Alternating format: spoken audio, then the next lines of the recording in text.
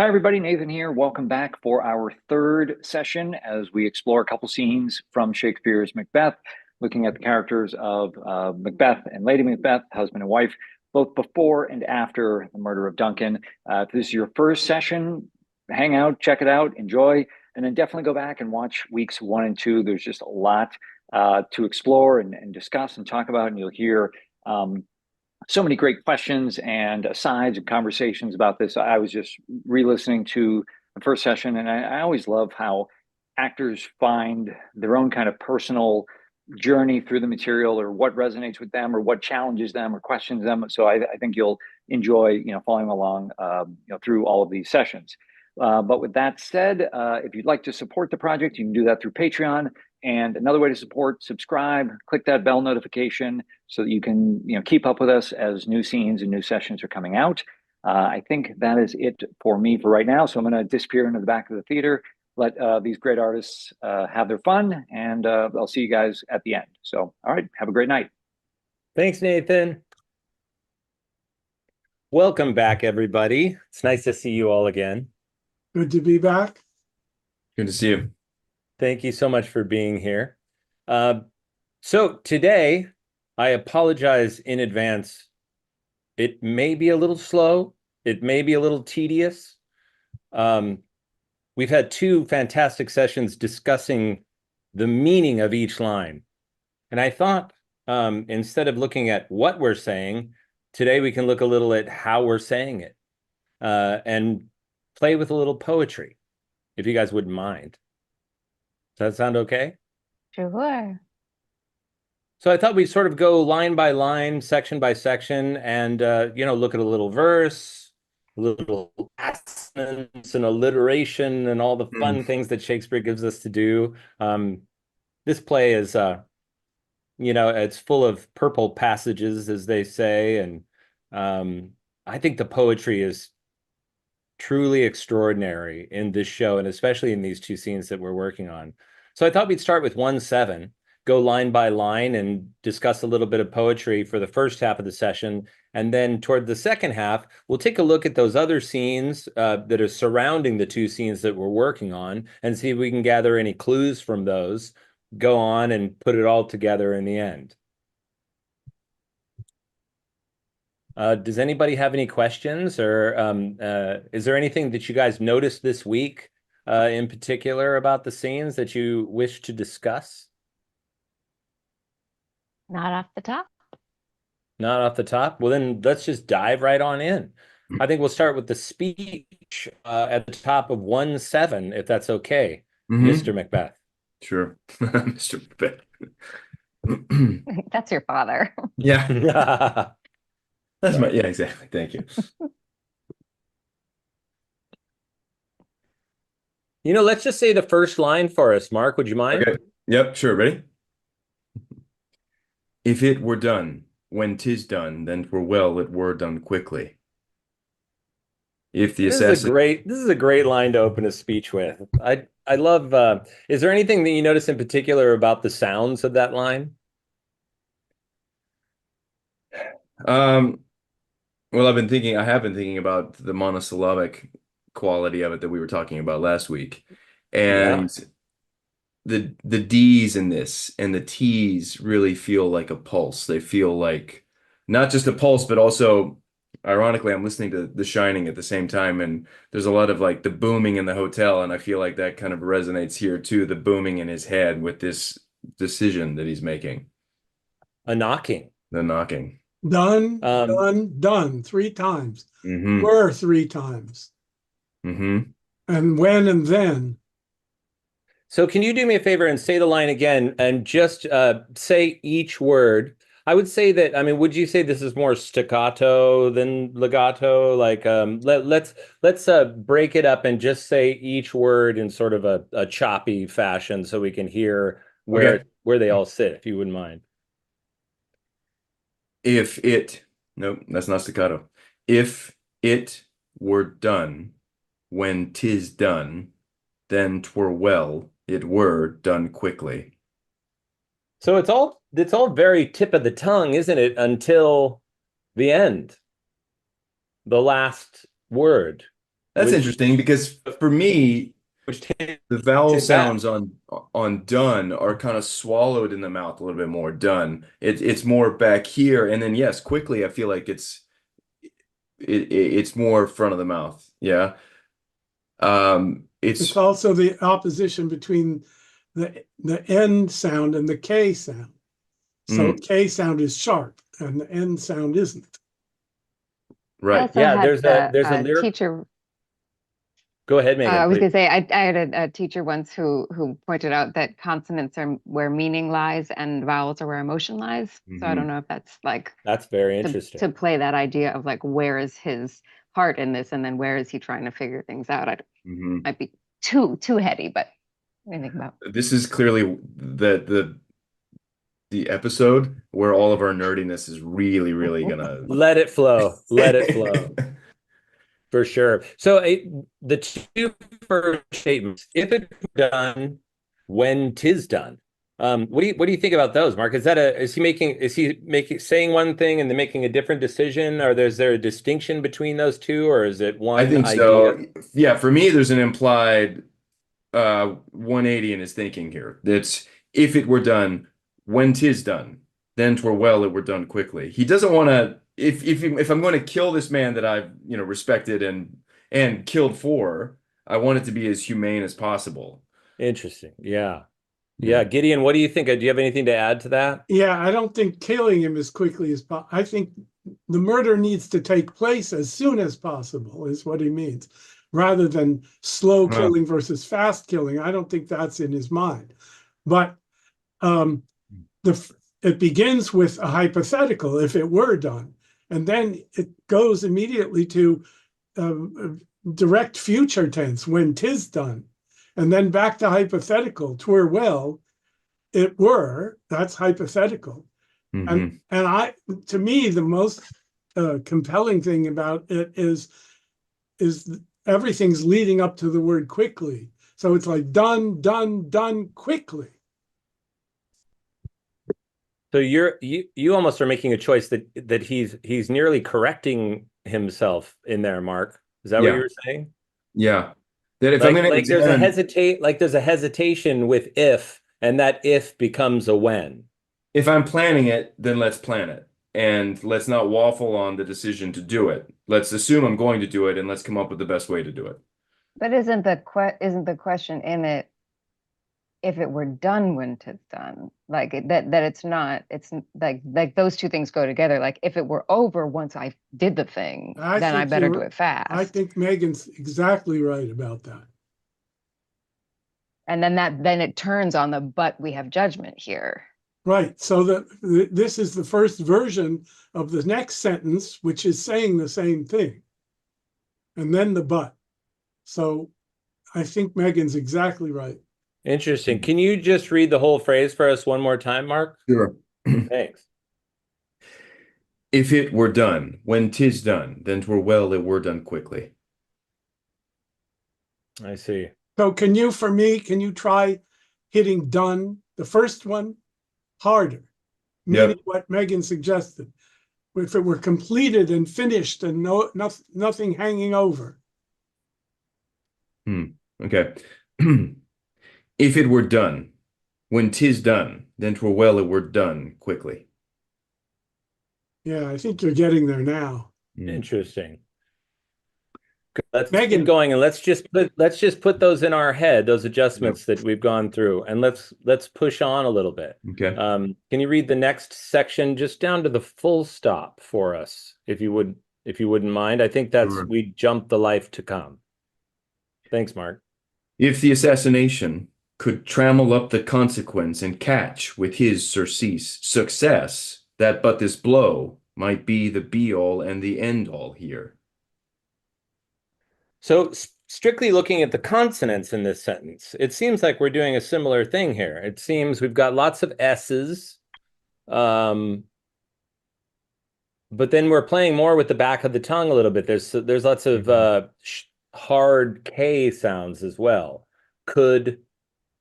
He's going back and forth with the tongue. Could trammel up the consequence and catch with his surcease success. I really like when he puts lots of S's together, and this feels snakish to me. That he's already done that in the Lady Macbeth scene we'll talk about later that comes before this. Or I mean before I can't remember which one it is. It's before. When she says solely sovereign sway and masterdom. Oh, that's later, yeah. Later. Yeah. Mark, since you're a musician, could you play with this a little musically for me and just overemphasize the consonants so that the audience can hear what he's playing with? Sure. Thank you.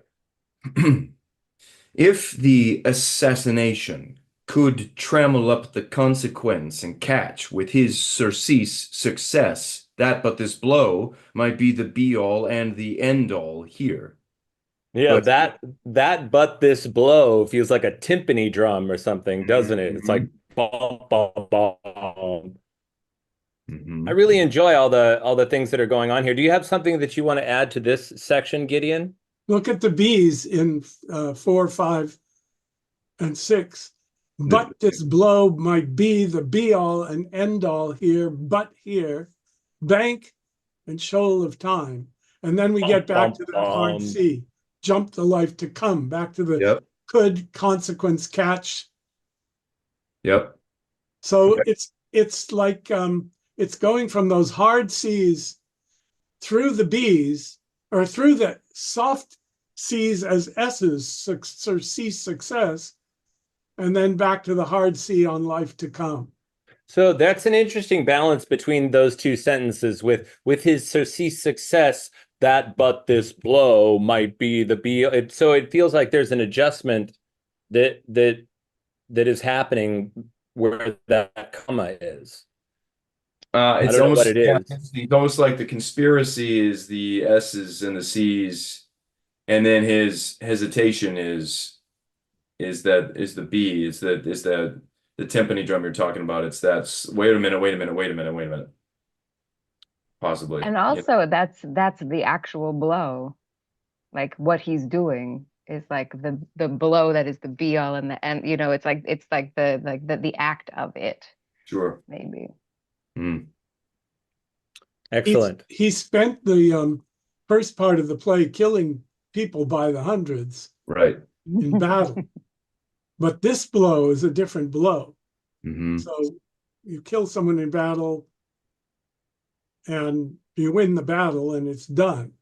But in line 7, that but here becomes but in these cases. In other words, the word is the same, but it changes its meaning. Yes. So we can acknowledge too that it's interesting that but this blow, those are single syllable right there, right? Yes. So there could be there definitely is an idea happening there. Something that pops in his head that leads to we jump the life to come, I think.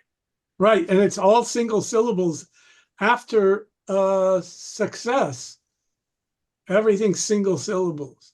Yes, it is. I didn't notice cases, that. Wow. Yeah. Wow, that's huge.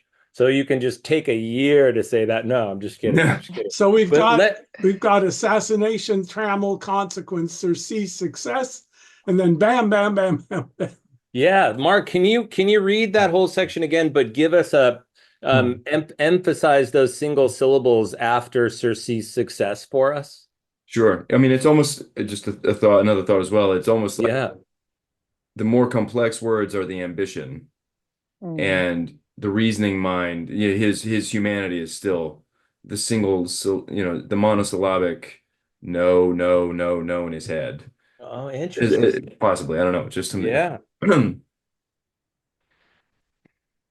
If the assassination could trammel up the consequence and catch with his surcease success, that but this blow might be the be-all and the end-all here. But here, upon this bank and shoal of time, we jump the life to come.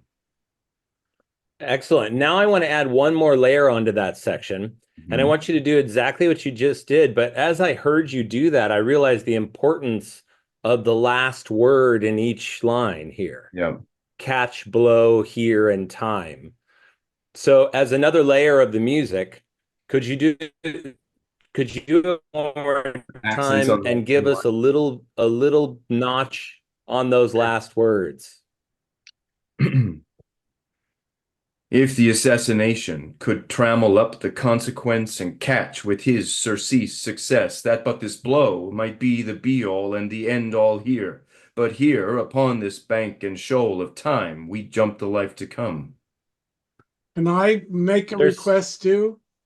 Please. Can you do it like that, but give me a hit on this? Because This you've blow? got an antithesis between this bank and shoal of time Ah. and the life to come. Those are the opposites. Oh, but here upon this bank and shoal of time. I see. As we jump, so this as opposed to come. It's the monarchy, the kingship. Yeah. Okay. He means he's talking, the life to come is the afterlife. He's talking about Yeah. judgment. Mm-hmm. And Well, so yes, or also like I can just be happy with this new rank this new position I've just been awarded, and not shoot for the kingship and not kill a king. no, I don't think he means that. I think jump to life to come means risk damnation, risk the future, risk giving up heaven for hell, which is what he ends up doing.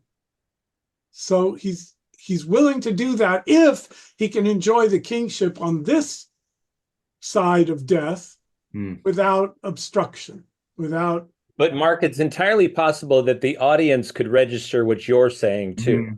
You know what I'm saying? Like that happens a lot in Shakespeare. You know, when he says jump the life to come, it could mean I'm happy where I am to somebody in the audience. It depends on where you keep it in your head, though. You know, I understand what Gideon is saying, definitely. But I see what you also mean. Here upon this bank and shoal of time, we jump the life. It's the balance between this and the life to come. Right. I understand. Later on, Orson Welles does this speech, and he gives this beautiful sense of disappointment right here in the line. I wish there's not a better way for me to describe it, because I've only heard an audio version of it, and then there's this sense of you know, but we still have judgment here. You know, he's like, darn it. Yeah. You know, like I can't just behave like an animal and take what I want. Yeah, it's lovely. It's lovely. Excellent. Let's keep going. We could stay on. That's the trouble when you start doing this with Shakespeare. You could stay on these little sections for an hour by themselves. But let's push on and keep all this in our head for later on. Yeah. But in these cases? Yes, please. Okay. But in these cases, we still have judgment here, that we but teach bloody instructions, which being taught return to plague the inventor.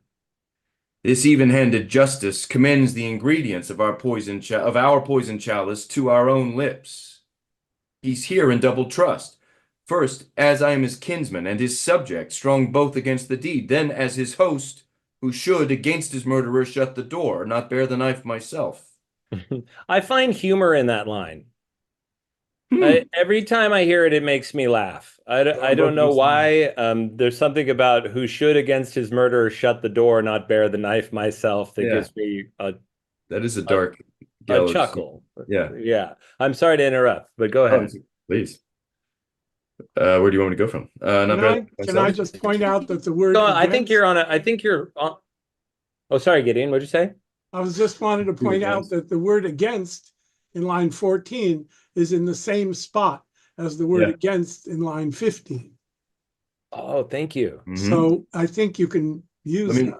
Let me take it up. He's here in double trust. First, as I am his kinsman and his subject, strong both against the deed. Then as his host, who should against his murderer shut the door, not bear the knife myself. Besides, this Duncan hath borne his faculties so meek, hath been so clear in his great office, that his virtues will plead like angels, trumpet-tongued against the deep damnation of his taking off.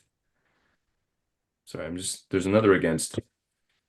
Let's stop there. There's so much going on in that section.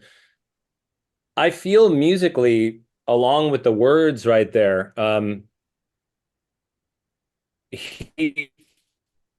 it feels like the words are rising up. I feel a sense of the words rising like angels. Like, do you get a sense of that musically? Like there's a crescendo happening in this section? Meaghan, what do you think? I do. I think it's not so much like a rising as it is sort of a spinning out. Because I think one of the things that's interesting is he goes from he's got his fancy words which frame out the consequences, and then it's been sort of, and then it kind of goes back and forth between this language, and then he gets to this hath borne his faculties so meek, and he kind of goes on this like wild tangent where he starts talking about like these really poetic images, and it's sort of like that beginning of that madness of like, I just feel like, and I feel like it has to build, or because otherwise it doesn't make sense, like that he would, once you get to the naked newborn babe striding, like it's like, why? It's crazy. So I feel like it's got to have this like, so rising in that sense, I suppose, in the sense of like, not like a noble kind of way towards the angels, but to see like, you are the cause of his damnation. I'm speaking specifically in volume and pitch, sort of like oh yeah. Just from a musical standpoint. I don't know. What do you think, Mark? What is your take on that section there? Starting with he's here in double trust, sort of to the end.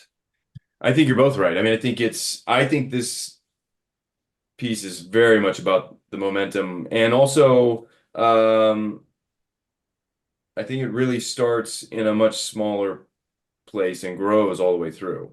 And I think these ideas, like Meaghan was saying, the naked newborn babe striding the blast. I mean, I've been looking at this speech for 30 years and trying to make sense of that. And I think only on this sort of work through of it have I started to understand what that image actually is. And it's not the image of a sane person.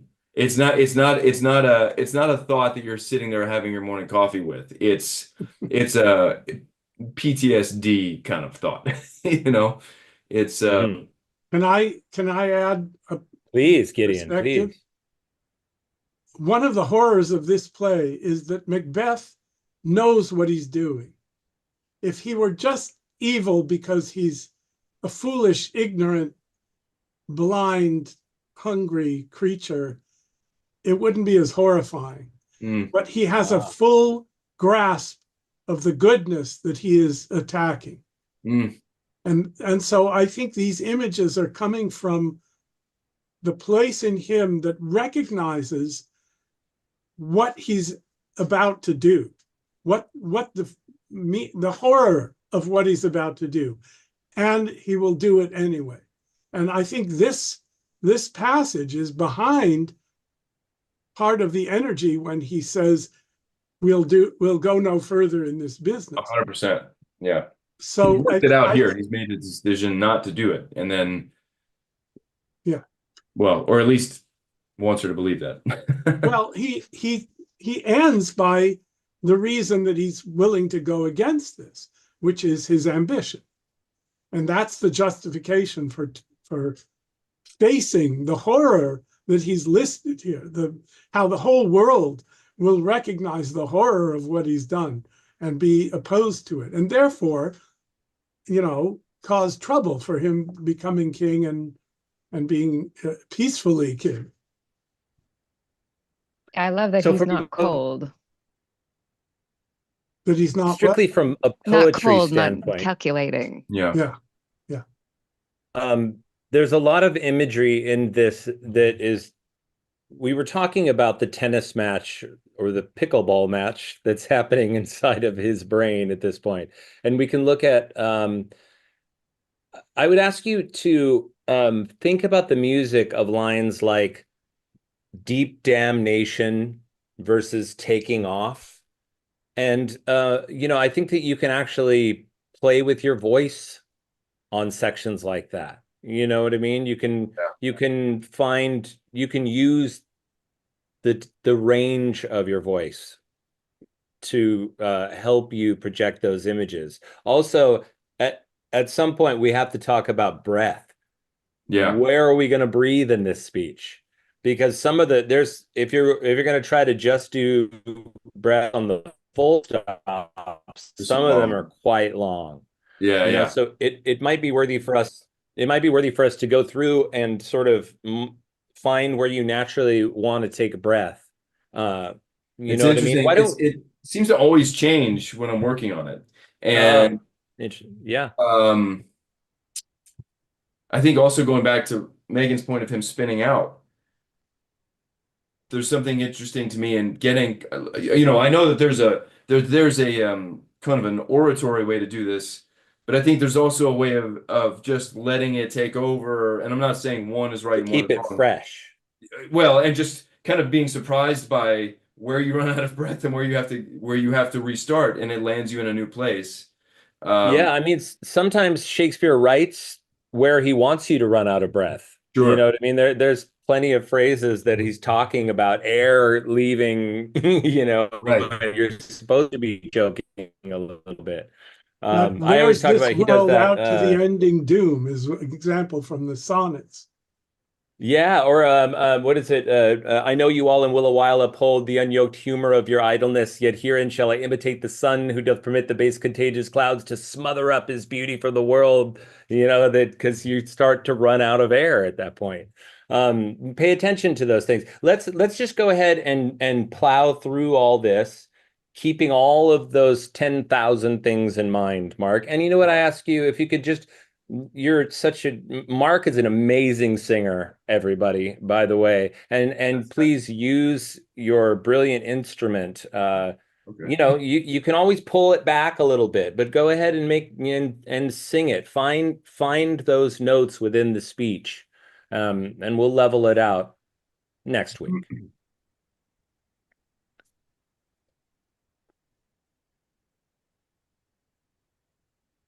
If it were done, when 'tis done, then 'twere well it were done quickly. If the assassination could trammel up the consequence and catch with his surcease success, that but this blow might be the be-all and the end-all here. But here, upon this bank and shoal of time, we'd jump the life to come. But in these cases we still have judgment here that we but teach bloody instructions, which being taught, return to plague the inventor. This even-handed justice commends the ingredients of our poison chalice to our own lips. He's here in double trust, first as I am his kinsman and his subject, strong both against the deed, then as his host, who should against his murderer shut the door, not bear the knife myself. Besides, this Duncan hath borne his faculties so meek, hath been so clear in his great office, that his virtues will plead like angels trumpet-tongued against the deep damnation of his taking off. And pity, like a naked newborn babe striding the blast, or heaven's cherubim horsed upon the sightless couriers of the air, shall blow the horrid deed in every eye, that tears shall drown the wind. I have no spur to prick the sides of my intent, but only vaulting ambition, which o'erleaps itself and falls on the other. Very, very nice. Thank you, Mark. Thanks for playing with that. I know that it feels awkward at first when you're, going back and forth, but the music of it, you really started to find different levels in there. I would say I felt like there's a change after Tears Shall Drown the Wind, Yeah. after that full stop. You know what I mean? You might want to explore there's a beat a little bit. I don't know exactly what's going on, but I feel like there's a choice to be made before I have no spur to prick the sides of my intent. Mm, Like the air goes out of the balloon. Yeah, it feels deflated, doesn't it? That's yeah, I yeah, like that. there's it yeah, take a look and see what kind of choice works for you on that part. Can Okay. I throw Um another Shakespeare performance monkey wrench at you? I don't know if you've watched the John Barton playing Shakespeare stuff, but one of the things that I've found intermittently helpful is the notion of I don't subscribe to you have to stop at the end of every line, but there's I think a middle ground in which, and I think like Barry Edelstein in his book Playing Shakespeare is like you're asking yourself a question at the end of the line. Mhm. But I think in especially big long monologues like these, I think it can give a sense of naturalism in speech where you're not necessarily you don't know the whole sentence. Mhm. And also it can when it starts to get emotional, taking little catch breaths at the end of the line sometimes is an interesting way. Like when I was a kid, I worked on Juliet's speech where she and I realized, and I did this exercise in an audition with somebody when I was like in my with Diego Arceniegas when I was in my Oh, 20s, and he was like take a breath at the end of every line, and I actually like it gets you to that place, and it was like an yeah. interesting thing where I feel like not as it like, and when I teach, it's never like, oh, you should do this all the time, but it is always an interesting thing, like which words, like when if I say, besides this Duncan, wow, Duncan, like not that you're going to take a huge spot, Yeah. but like maybe it's a place that sort of catches you. And, that like instead of just always breathing at punctuation, I feel like there's room to speak the way we normally speak. No, I So, think you're right. And I feel like that's one of the things that has always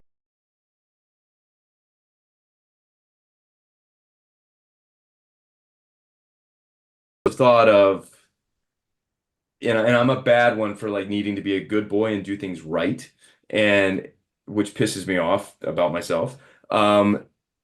And which is why I was saying sometimes I like it to just like be messy. And because I have a tendency towards wanting to do things right. And I think that what you're saying is actually, I mean, it was performed in a theater where you're open air and you have to get the voice to the back of the house. So you need a lot more breath than you can use for, than you're just normally naturally going to get for 5 lines of verse, you know? and I think too, Um, he's messy. This is messy. Like yes, sometimes you get things that are like 5 I ams and my thought is complete. And this is yes, like all over the place, not with the meter necessarily, but with the punctuation and the enjambments and all of these things that I feel yeah, like there's a reason for that too. And it's not necessarily just to make it sound like prose.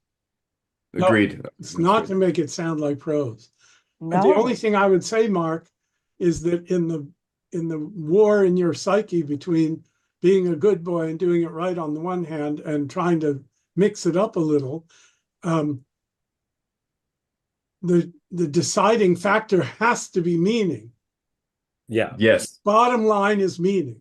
So if you're doing something mechanically that obscures the meaning, that's not good. If you're doing something off the grid, and bad boy style, if it obscures the meaning, that's also not good. agreed. So that's my uh, predisposition to make sure that whatever you're doing, and there are all different ways of doing it. There's no one way, but whatever you do, I want to understand exactly what you're saying.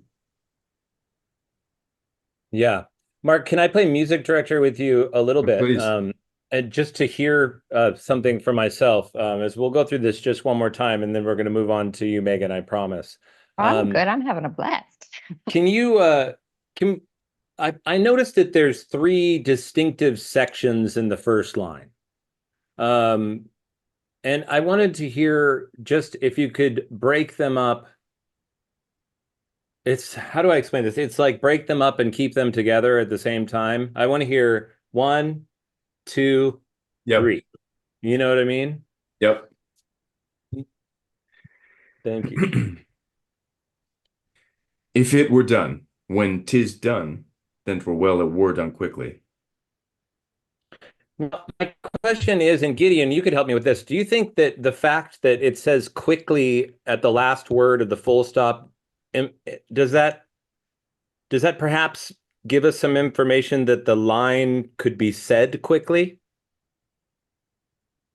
When Shakespeare writes something like that, is he giving us music direction? You got 3 monosyllables leading into that word quickly. So yes, you can do it that way, and it makes perfect sense. Could we try that just to hear it, Mark? Could we In do fact, that I think exactly I think what? I think you can do that from the then in the previous line all the way to quickly. Oh, okay. Let's So let's hear those three sections said in the in that pace that you've already been doing it this way, but I'm just yeah, breaking this down for our audience a little bit. So sure. keep those three sections. Give us the speed and the higher stakes with it. Okay, so okay. If it were done, when 'tis done, then 'twere well it were done quickly. I don't Beat. feel like And I feel like that's actually, let me try it again. Hold on. yeah. If it were done, when 'tis done, then 'twere well it were done quickly.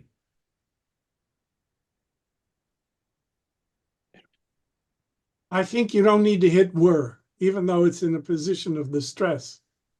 I think I want to hear quickly hit instead. Yeah. Okay. If it were done, when 'tis done, then twere well it were done quickly. There you I go. think that felt great to me. It's so funny. I base so much of this stuff on what sounds like a nice line of music. Yeah. And to me, that was beautiful. Beautiful. Can I And just then ask you to do it one more time? Only hit done, the way you're going to hit quickly. Got it. In other words, done Got and it. then quickly. Got it. If it were shit, let's not scream at the audience. this is hard, yeah.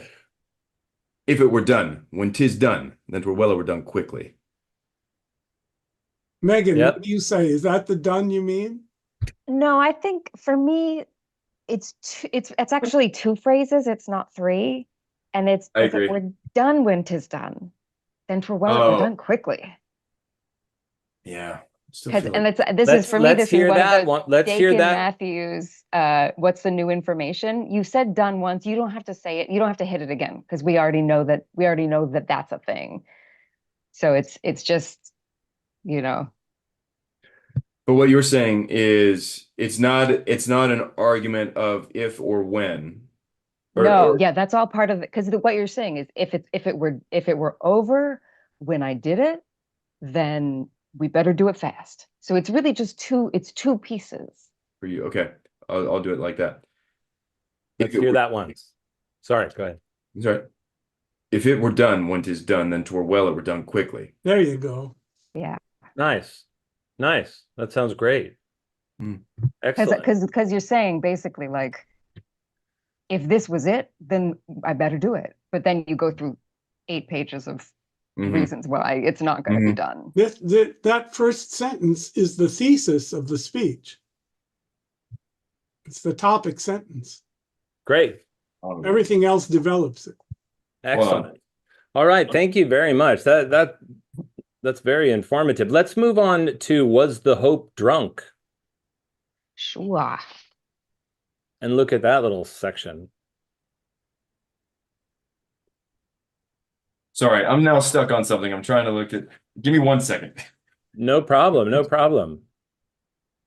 I'm having this is Shakespeare. I mean, as Nick said, you start analyzing. I do this. This is one of the things that I have to figure out when I coach is how much time do you spend on do you know what you're saying and all the like 76 things that you mean when you say the thing you're saying, and That's like right. when do you give that up and just work on the rest of it? And I think that's a really hard thing. One of the elements of that, Meaghan, is who you're working with. If they're capable of more, you do more. And if they're not, you well, say, but okay, they're also we'll go. paying for your time. They're like, I have an hour. And I'm like, oh, but we can do like 4 lines. That's right. Really, it's just layering. You know what I mean? It's layer upon layer upon layer. It's baking some kind of a. I don't know how to bake, so I really can't use any reference there. I'll just stop. You don't bake it 1 layer at a time. No. I just had to check the folio. I'm sorry, I had to. Oh, what did it say? If it were done, comma, when 'tis done, comma, then for well, they were done quickly. So I think you can play, honestly, there's a lot of you can different play ways that either way. I've Yeah. seen actors correct themselves. I've never, I didn't play it the way that Meaghan was saying, but I really enjoy that reading of it as well. And it's very clear to me too. So It's the only way I've ever heard it. That's so funny. it feels more I calculated. mean, I saw to you me. do it, but I don't. I think it's the meaning, and I think the commas don't change that.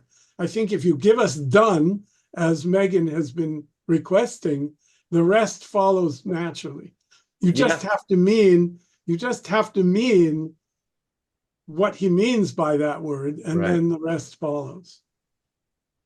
If it were done when 'tis done, or Then I if it better were do it done fast. when 'tis done.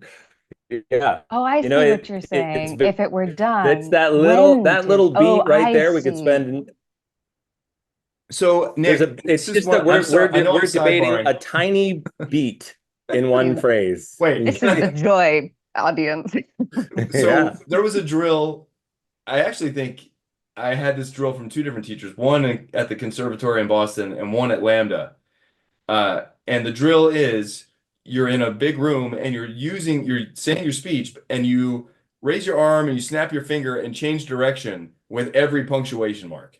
And it's one of those things to kind of, one, help you find breath, but also help you find all these layers that we're talking about. And I feel like that phrase, that first line for me is one of those where it's almost like a little Jekyll and Hyde moment where he's like, no, no, and then I move on. And it's just like a perfect little like appetizer of how I think that exercise works so well to open up something like this.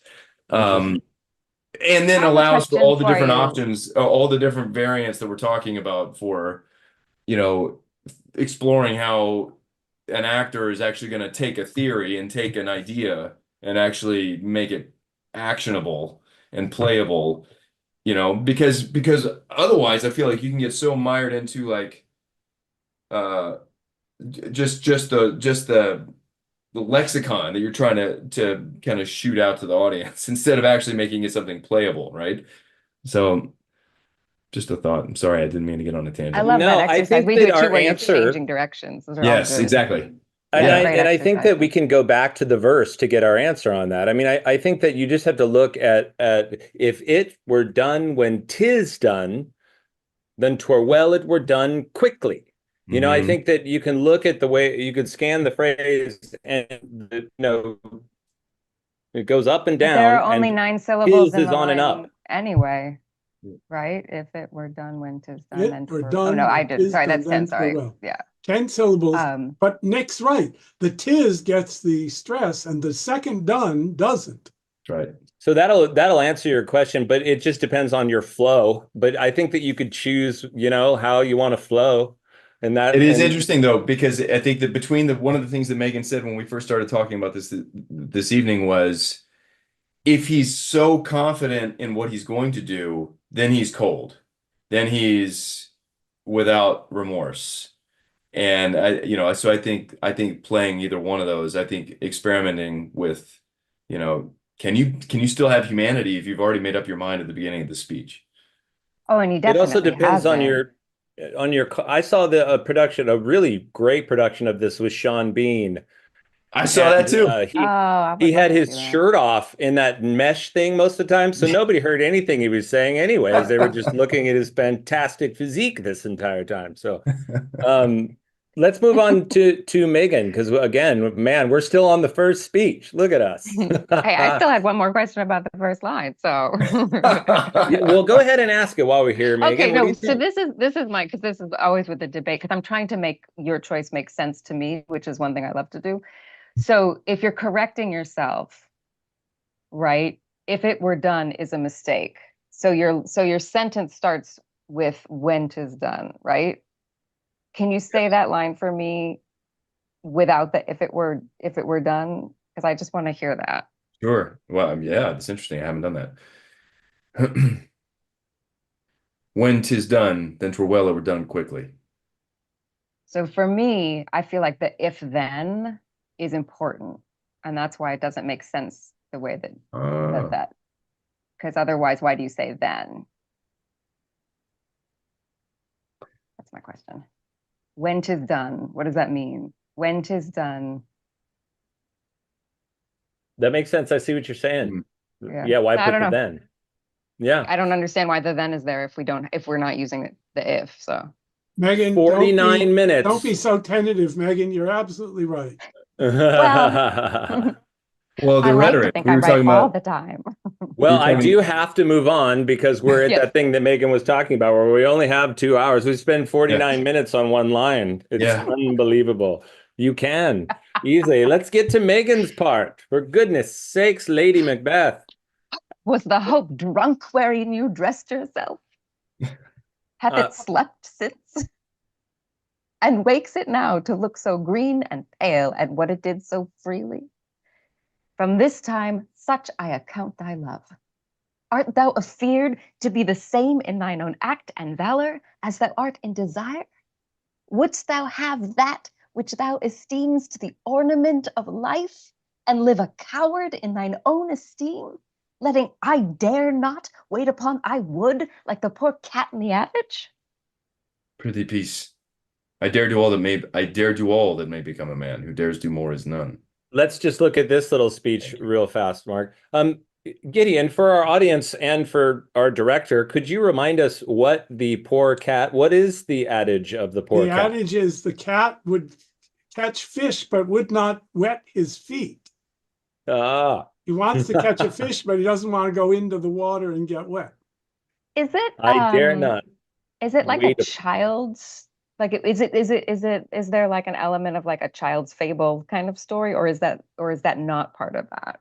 I don't know that it's a child. It's kind of a universal, traditional, old saw, like "look before you leap" or something. Right. Okay. So it's not necessarily like she's picking this along with green and pale to be like, oh, you're being immature. You're just being cowardly, like the cat. Yeah. The cat wants something, but he won't do what it takes to get it. Right. There's not an additional layer of something. I don't see one. Well, let's talk about all the things that are going on with Lady Macbeth's mouth in that very first line. Can you just say was the hope drunk? Was the hope drunk wherein you dressed yourself? So we have it starts with, we have a P, and then it goes to a D, and then it goes to a K in there, right? I always wonder. I think there's always like a bounce in there too. Like she can't say hope drunk wherein, it's a hope drunk wherein. Yeah. It's and those are single syllable too. So it feels like maybe, she puts weight on, does she put the weight on each word there? I think so. I certainly hope and drunk. I mean. Yeah. And that's coming straight off of his line. So Mark, could you say not cast aside so soon? And then Meaghan, can you come right in so we could hear that poetry? Not cast aside so soon. Was the hope drunk wherein you dressed yourself? So that's the whole line right there between the two of them. I always wonder, what do you think, Gideon? Do you think Shakespeare was thinking about what the actor's mouth was going to do in these phrases? Well, he was an actor as well as a writer, so he knew what it would take. But did he stop and think about it? He didn't have to stop. He had the knack. He could feel it. He knew it already, yeah. I'd point out that you start the line with a W, it goes to the D in drunk, and the next line, first part of the next line does the same thing, wherein you dressed. So was drunk wherein dressed.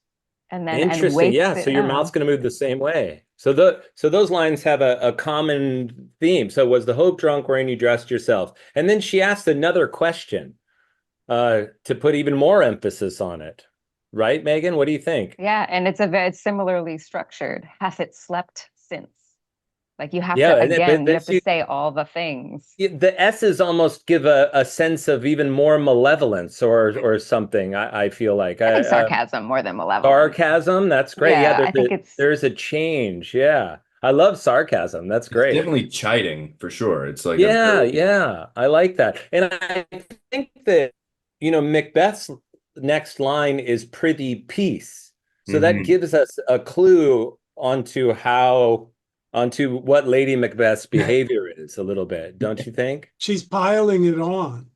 Right. She really can, boy. And he's interrupting her because they share that line, saying, "Shut up." Yeah. Prithee, peace. I mean, that sort of means he's telling her to calm down, you think? Stop. Or is it sort of a... Stop, I can't. Yeah. It's that end of the night when you're overstimulated and your kids won't leave you. Stop! So she's really kind of beating him down a little bit in this Yeah. section. And she's kind of spitting at him because of the P's. So we've got P and hope and slept, and we've got pale. And then at the end of the line, we've got poor. Oh, And yes. prithee peace. Meaghan, So can you do this one more time for us and just really overemphasize the consonants so that we can all hear what Sure. Shakespeare's doing in this section? Thank you. Sure. Was the hope drunk wherein you dressed yourself?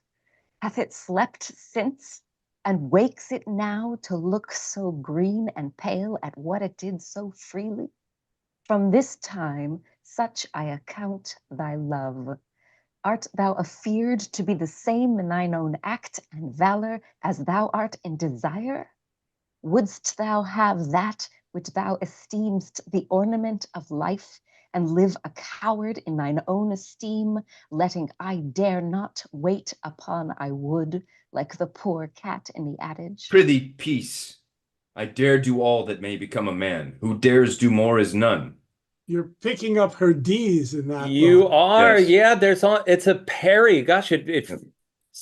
sounds like a sword fight. Like Mhm. it has that feeling. Like the consonants, just the way you read it right there, Meaghan, it feels like you're smacking. There's a pulse that is very direct and harsh in this, it seems.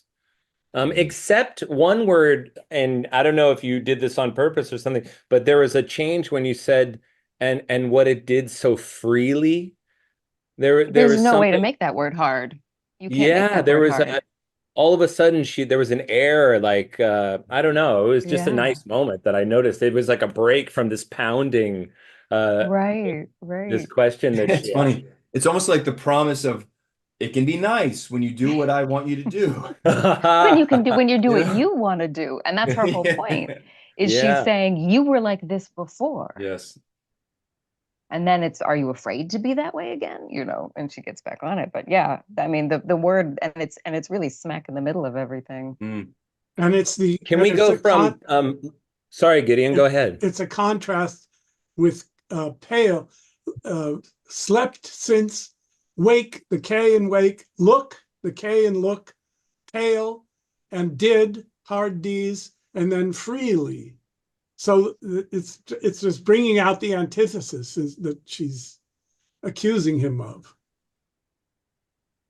Can we just go? I want to do the next Lady Macbeth section as well, but can I go from letting I dare not wait upon I would, and then go through Macbeth's line into the next section?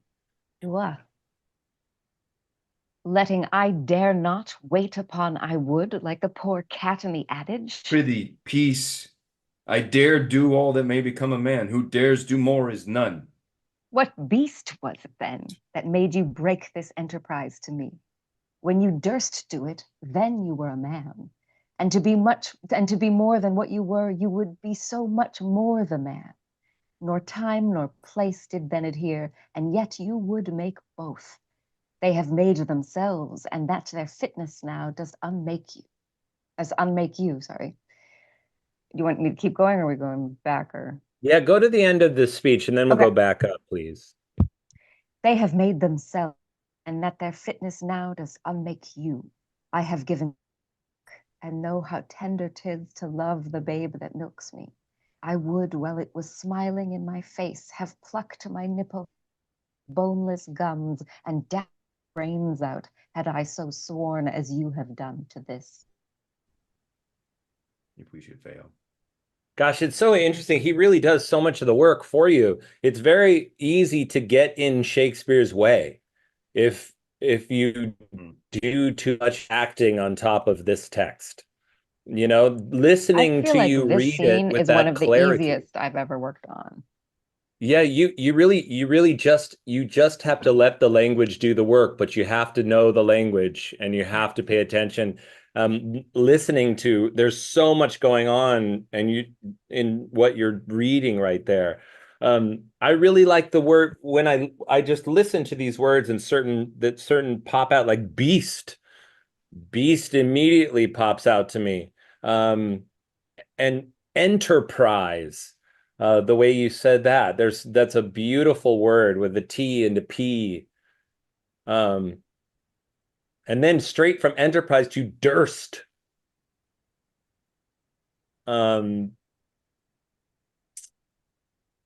Yeah, for some reason it feels like there is a beat, and you naturally do this after that full stop on they have made themselves, and that their fitness now does unmake you, beat at that full stop before that I have given suck line.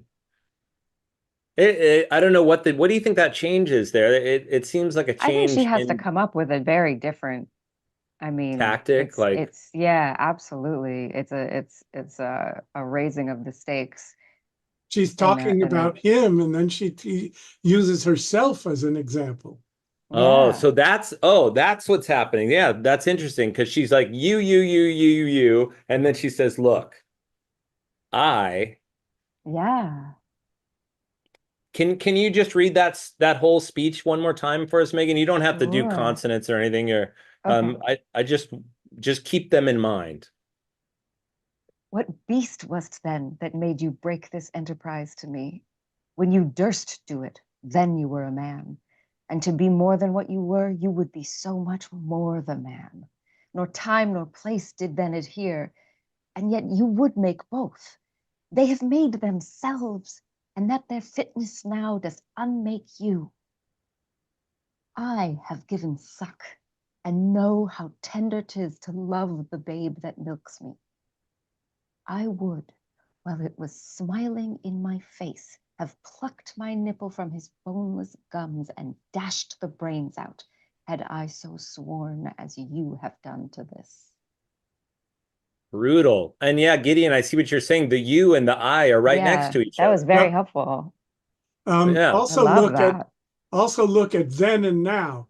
So 52, Right, nor right. time nor place did then adhere, Then adhere. and that their fitness now. Right, So it goes to have. So you would make both they have made, did then adhere fitness now, and then right. So there's a whole complex structure going on there with those So many. antitheses. There's another piece to this here that I feel like carries over from what we were saying about freely a little bit earlier, which is and to be more than what you were, you would be so much more the man. The M's in that Yes. Oh are yeah. very warm and seductive, and Absolutely. Yeah. yeah, it's actually struck me every time you've read that line because it has a sort of a modern feel to it, that line.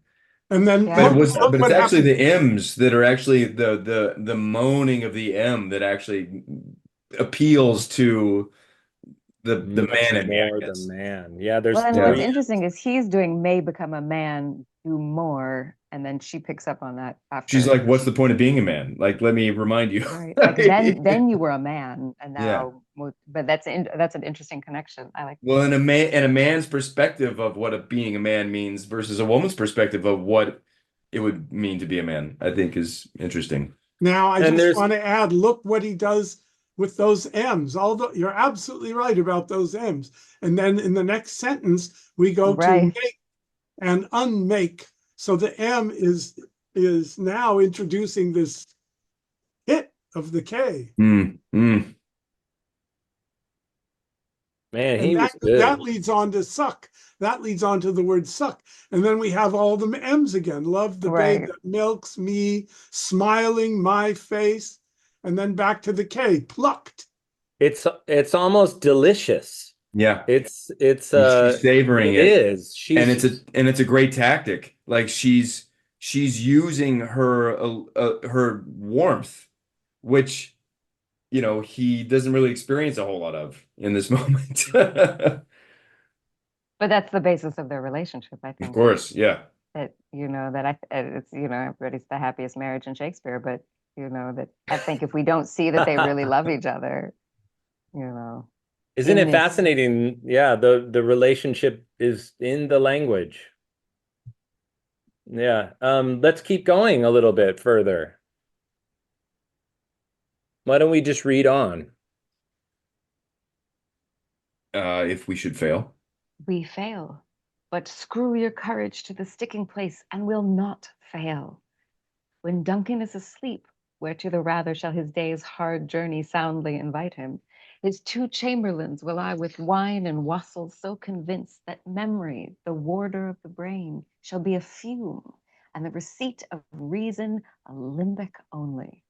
When in swinish sleep their drenched natures lies as in a death, what cannot you and I perform upon the unguarded Duncan? What not put upon his spongy officers who shall bear the guilt of our great well? Okay, we have to stop there because whoa. I mean, it's almost like she's dancing. Like Yeah. it's there's so much going. We fail is two very strong, monosyllabic words too. So and I've always felt like it's like the biggest full stop. If we fail, we fail. And then she goes on. But like I feel like it's a moment. I feel that's it reads in just the language like it lives by itself, and then the rest of it is afterwards, that section. The whole line is they come up against each other. And then what were you saying, Gideon? The whole line is monosyllables. If we should fail. No, yeah, from have done to this. Oh, have done to this. Oh, yes, yeah. If we should and fail. Actually her whole line before that, and dashed the brains out, had I so, and for me it really starts with, had I so sworn as you have done to this. So I would direct you to give a nice breath after we fail, Meaghan. Yeah, if you agree with that, you know what I mean? Yeah. And then go ahead and start to fly again. Yeah. And I think, but screw your courage to the sticking place is one of the neatest lines. I love it. Shakespeare. It's so cool. And will not fail. And then it's a whole new thing, right? She's going to explain the plan after that.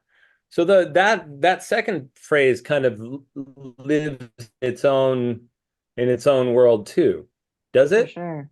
Yeah, completely. Yeah. It's sort of like this is like, I need, and it's like I keep saying, like, they're like eye to eye on this. Like, I need you to see me and will not fail. Right? We're here. And then here's the plan. And then she conjures, and I feel like this is, I don't know, because I'm not like really working on it, but I feel like this is her like most like poetic language that she's like, really, it's like this, like it's almost like a spell, the way that she talks about what she's going to do with the guards, and then to snap at her with great quell at the end with all those hard, as you were saying, hard consonants. And she's also answering his doubt in the first speech we talked about, because what's going to happen afterwards is what's worrying him. And she's now ending this speech by saying, these grooms, these officers are going to bear the guilt. So don't worry about the success. Right. I mean, and also the aftermath. And also just when we consider what failure actually means, it's not just I don't get to be king. It's torture, public execution, heretical, whatever sort of consequences are involved. Right. And I think for me, it's been easy to kind of forget that that's what we're talking about. Like, you either do it and are successful, or, you're flayed alive, or whatever they would have done to you. Let me just say to the audience watching, I would encourage you to pick up a script and read along with us while we're doing this, because if you're just watching what we're talking about, it's not going to be quite as sharp as if you're looking at the words that we're looking at. Find a script. Put a disclaimer at the top. Disclaimer. Gideon, I have your version of the script here, and you've put the next line, whereto the rather shall his day's hard journey soundly invite him, in a parenthetical statement. Why is that? Is it just the Folger does too? They do. Why is that? Well, I don't know what's in the folder. I haven't checked that particular question. Mark's going after it. but it's a parenthetical phrase. It's parenthetical in the folio as well. Sorry? Okay. It's parenthetical in there as well. Yeah. Interesting. Yeah, it's definitely a parenthetical because you don't need it. You Yeah. could Because say she the could line just go without from it. when Duncan is asleep, his two Yeah, chamberlains. I see.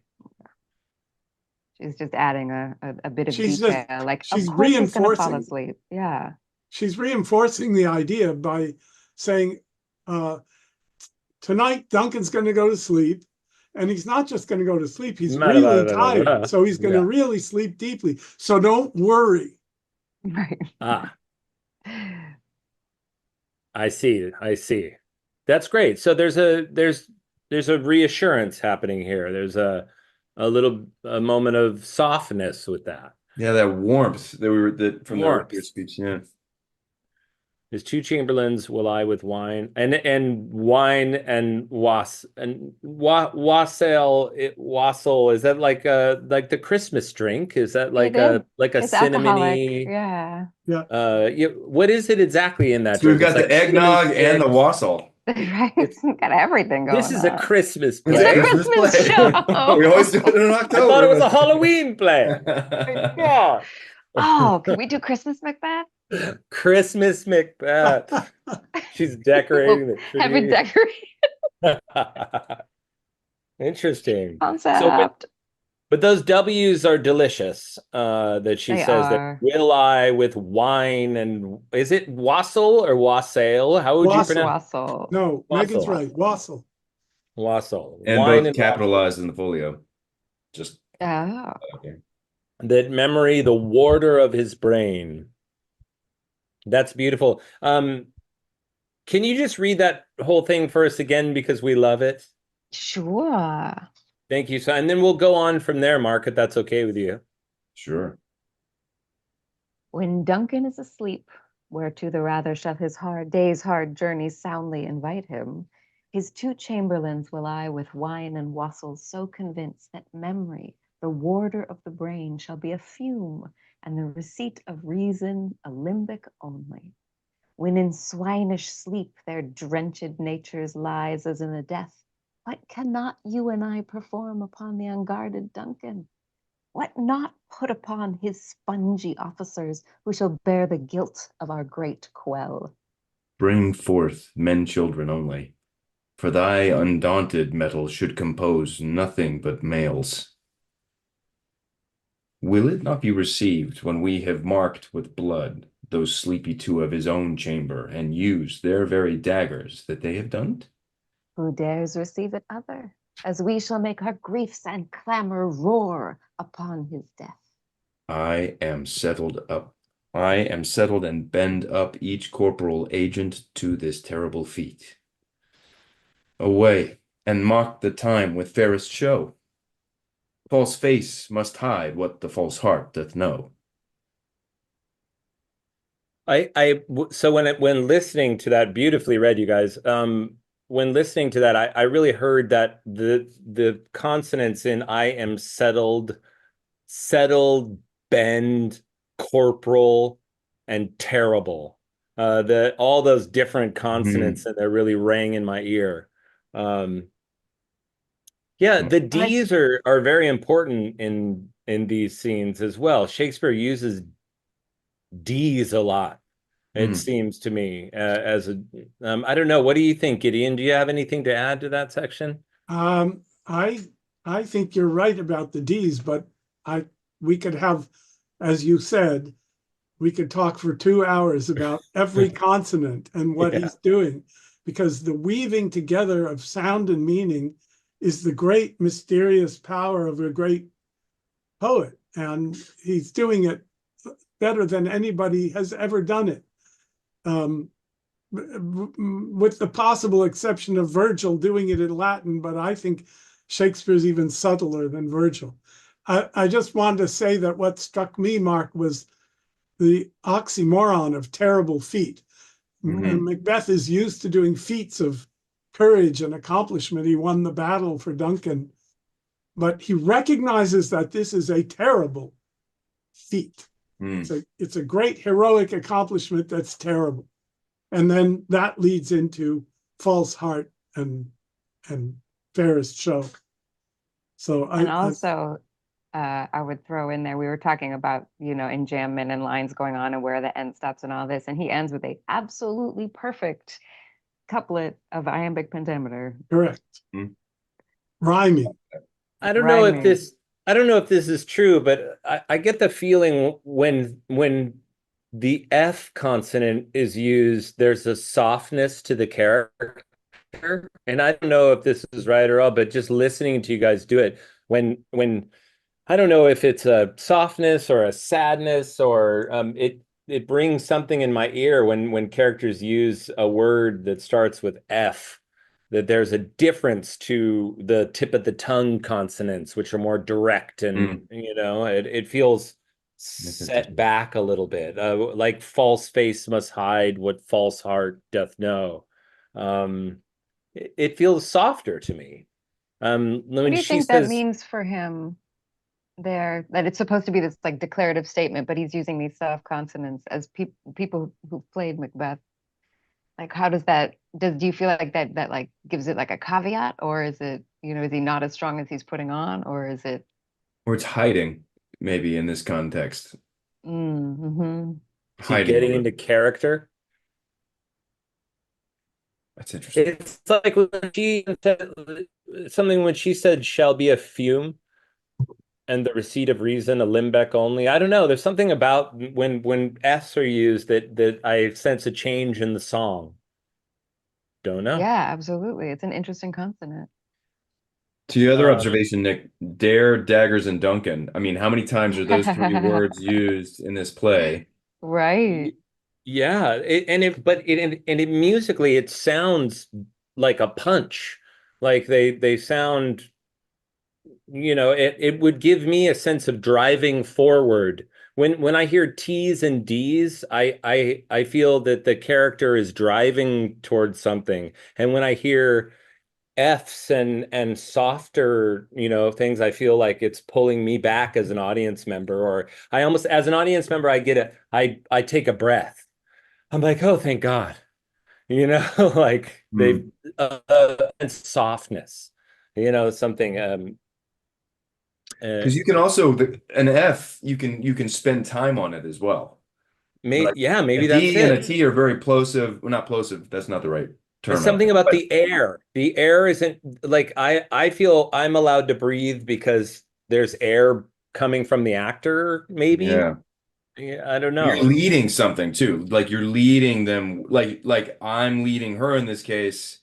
False face must hide with a false heart. I'm bringing her along in the idea. And us too, the audience Right. as well. That I do. I don't know.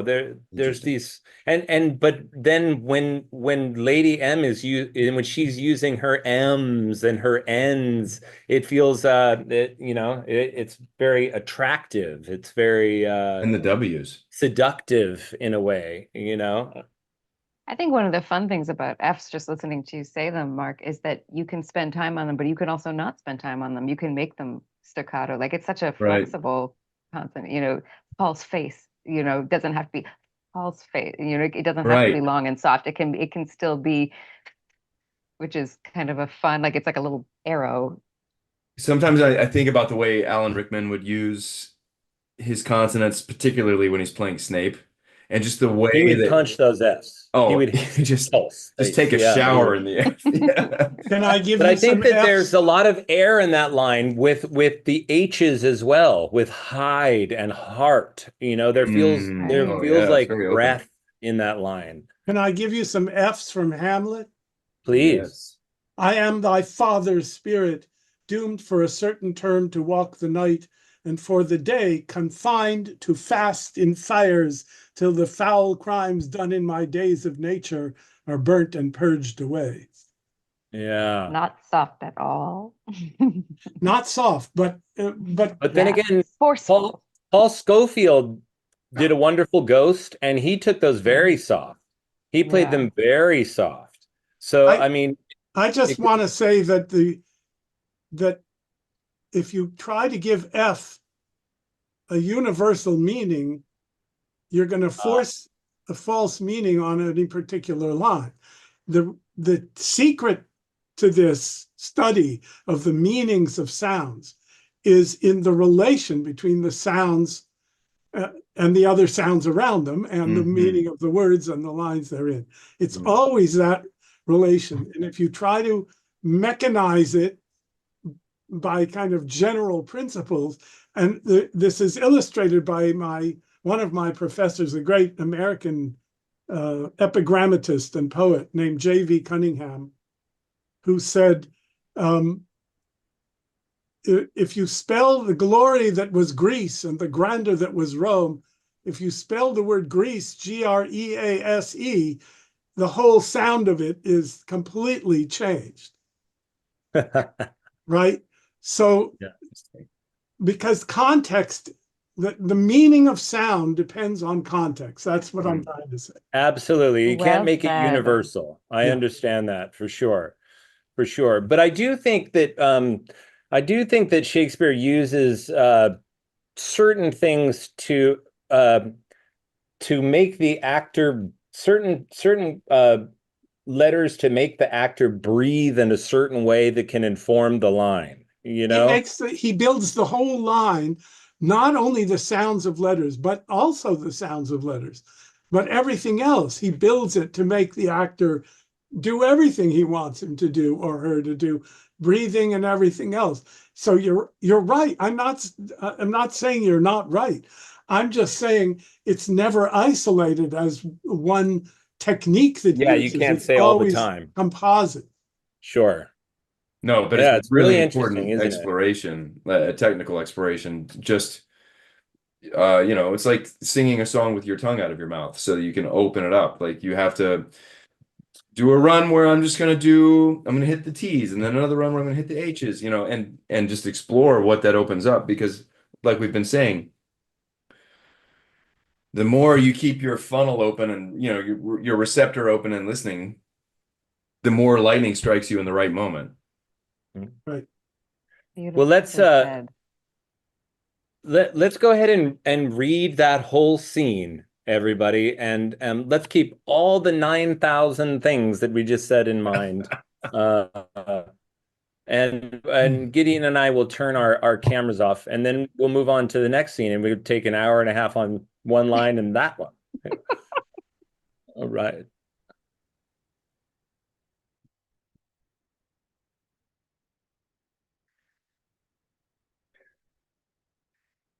If it were done when 'tis... Nope, let me start again, guys.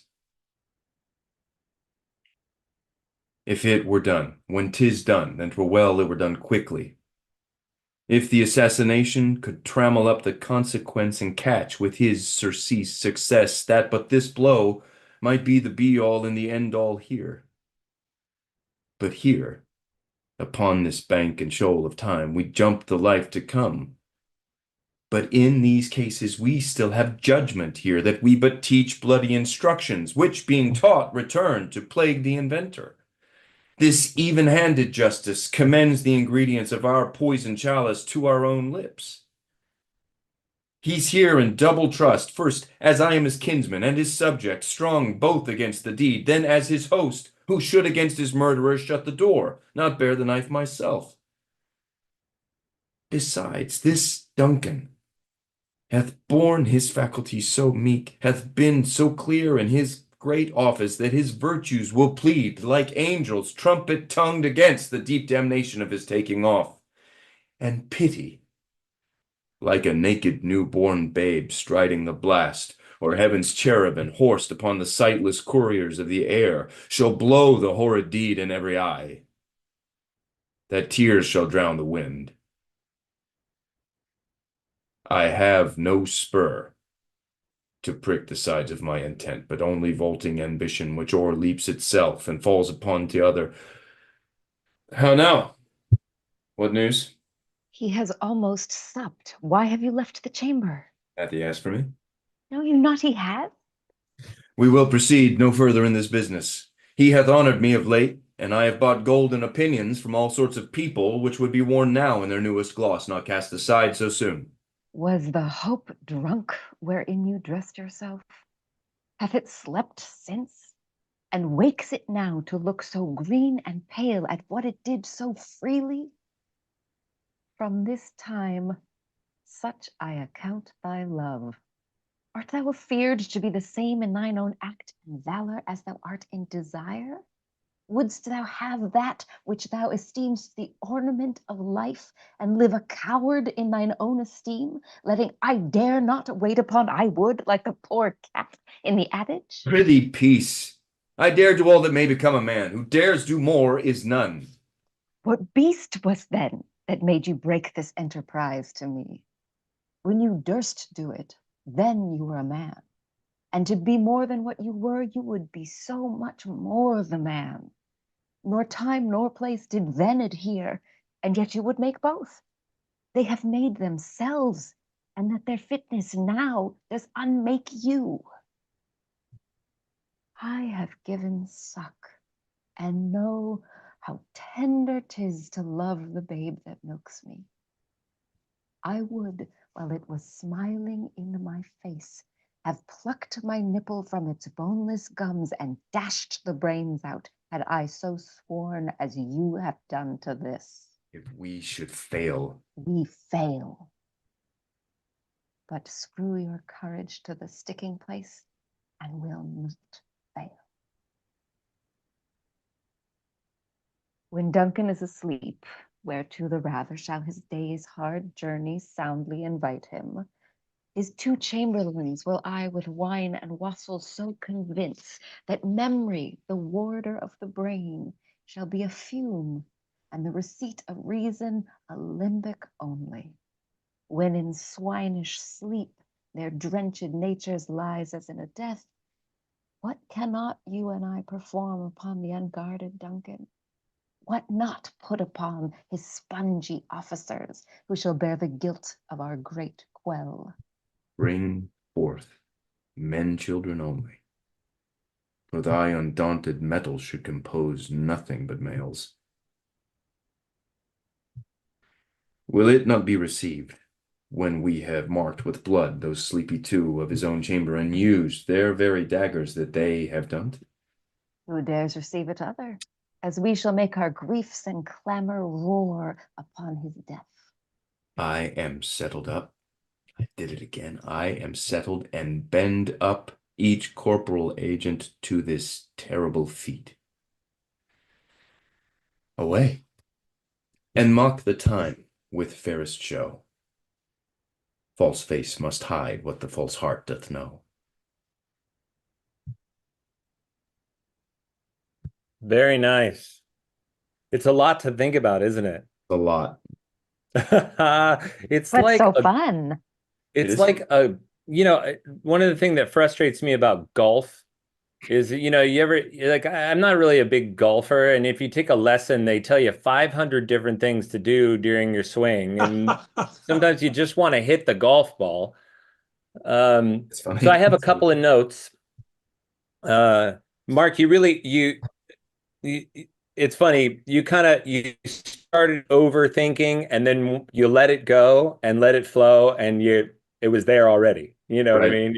Sort of in the middle of your speech, you just kind of started to cook, and it was there. And then all that stuff came out anyways, because you already know it. It's already in your head. Meaghan, you lost your breath before Cat in the Adage. Yeah, I was trying something different, and it was not a good choice. Thank you. No, but it's great for this show that we're doing right now, though. You know what I mean? Because it might be interesting, and it might be worth your guys' time to go through and look at. I don't know. You might I'll mark breaths, and then they'll change, like Mark said. You know what I mean?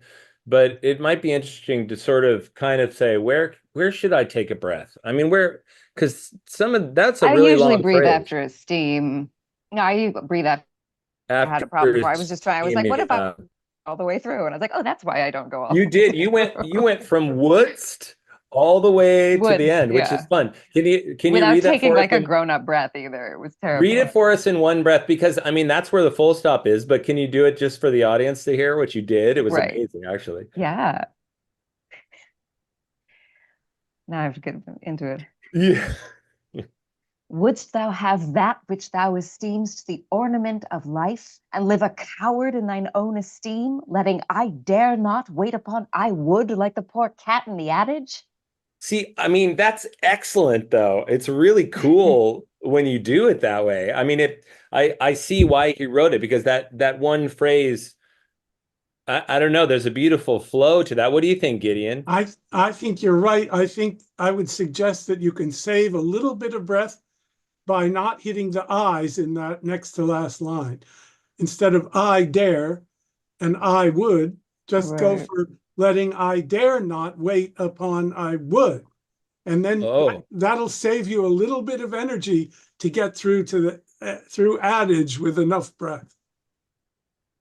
Wow. it was really beautiful. And the reason it caught my eye is because, well, you were really cooking through that section, but it's, I think that you could do it, if you wanted to figure out, if Yeah, you I wanted could. to get I don't know that into it. I don't I don't know if like the juice I, is worth the squeeze. And like in a theater, I think in a venue like this where I'm like my microphone is 6 inches from my mouth, I Sure. could totally do it. But I don't know if it's worth, but it would be fun to play with. But then I again, got if this. you're on your feet, and you're actually, True. you know, because Yeah. I find this absorbs everything, right? But if you're up Hmm. and moving, plus there's also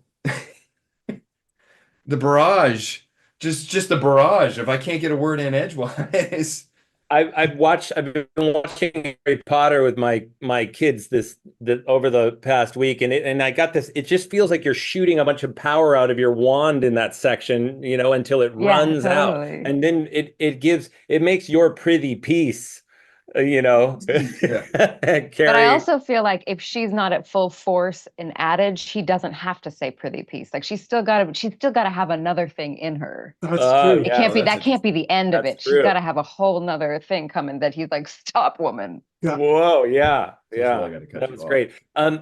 I do think what was I going to say? I'm forgetting a little bit. Oh, I would also give you a note that I would take a little more time after with the we fail. I feel like there Yeah, could just be just a little more beat, just a little extra beat after that, for because sure. um, it, I feel robbed of that moment if you go to the next line too fast. Yeah, Because you guys I it love just it. was a beautiful build to that, it's gonna be okay. Like I don't know exactly. It just feels rhythmically like that. I would say that the stakes are still much higher than this last read from you guys. Mark, I think that you can pick up the speed a little bit Okay. on all these sections, and you will. When it comes to performance time, we'll work this thing all the way up to the very end, and then the very last read, I'll ask you guys to just really give it to us, to give it all to us and really find those high stakes that are happening within the language here. Um, Beautifully done. Beautifully done. Gideon, do you have something for us? I just have three additional things. Working from the back, line 59. Had I so sworn as you have done to this, Meaghan, give us the full vowel on two instead of tuh, Okay. because I think it just weakens the ending. And have as you have done to this. This is Sure. the kind of climax. Yeah. Then back up to line 28. What is it?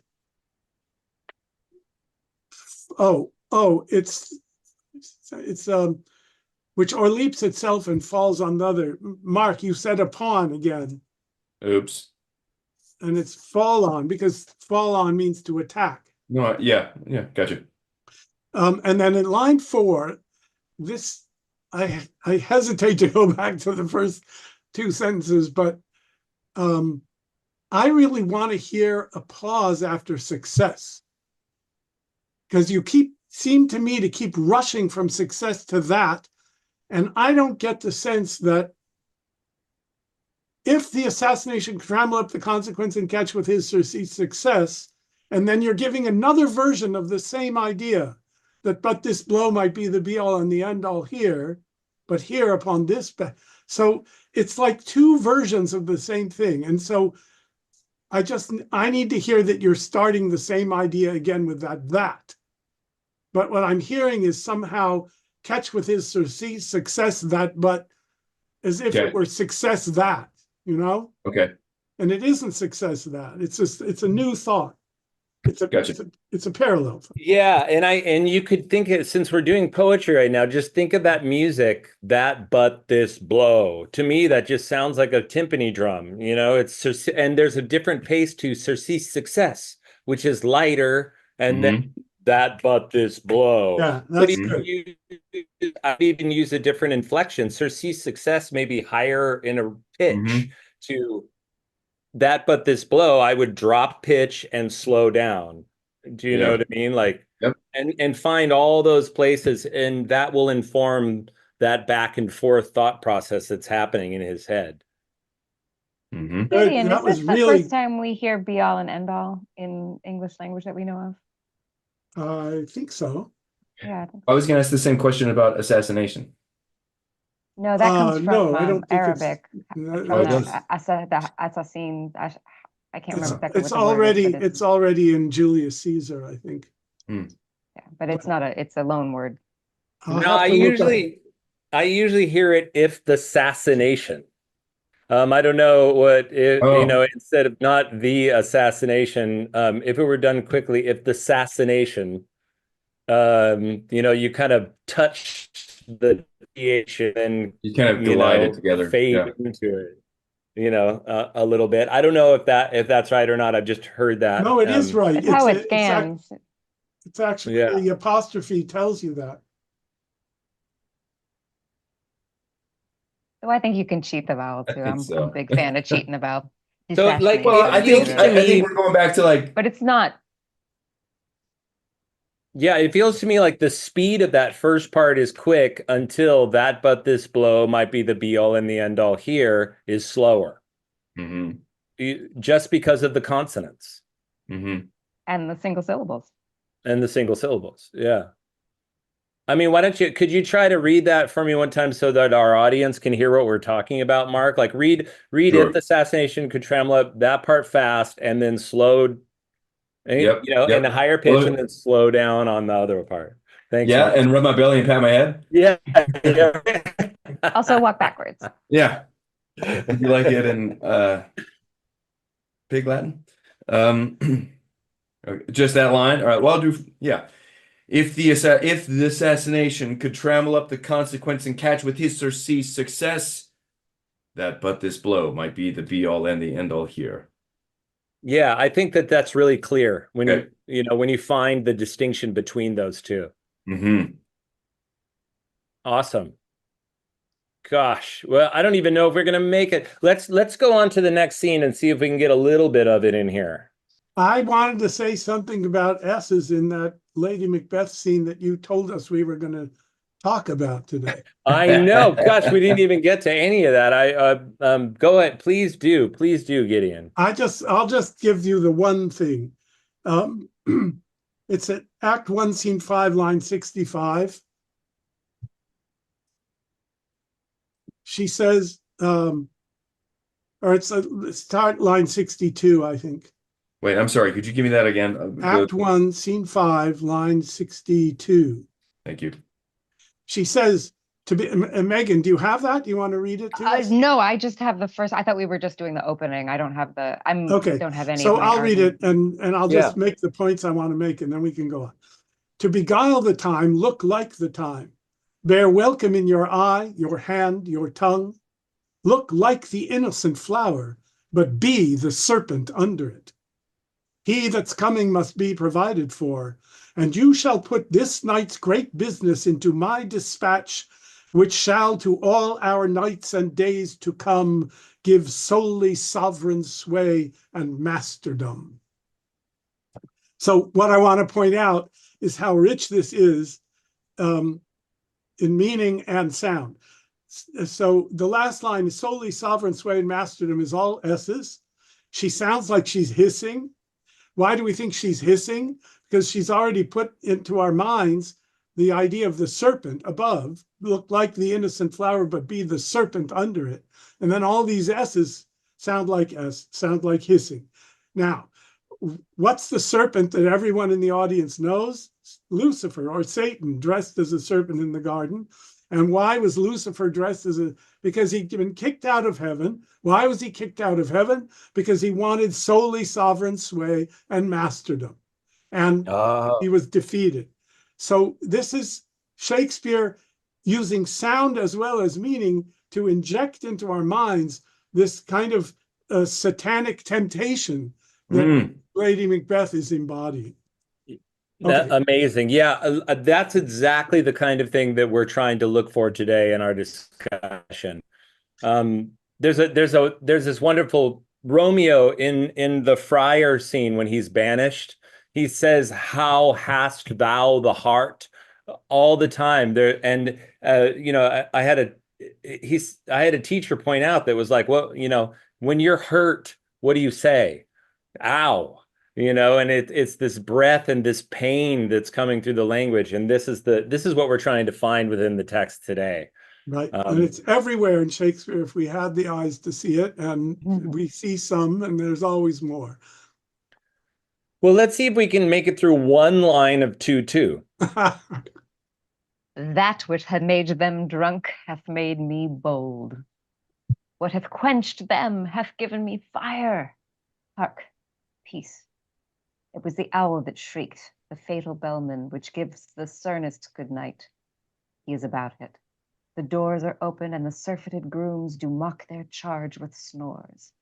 I have drugged their possets, that death and nature do contend about them, whether they live or die. Who's there? Who's there? What? Oh, I did that every time. Stage hog. Who's there? What? Ho? Whoa, easy now. Alack, I am afraid they have awaked, and 'tis not done. You know what? We're going to have to go back because there's so much going on already just in that first line. What are the words that stand out if you're scanning that line and you say it super iambically? Could you do that for us? That which actually, I think it's a trochee. Oh yes, thank you. Which hath made them drunk hath made me bold. And made me is a spot, or hath made me bold. It's a spondy. Or not a spondy, but it's a, the last. Pyrrhic, or spondy, yeah. The last foot is a spondy. Me bold. Yeah, me bold, yeah. So you start with a trochee and end with a spondy. Wow. All monosyllables, by the way. All monosyllables. All monosyllables. I feel like, do you think you could take time? Would you say that quickly, or would you take time with it? Oh, absolutely take time with it. Take time with it. Yeah. And it's also like it's her entrance in, like it feels like an entrance line. For sure. Yeah.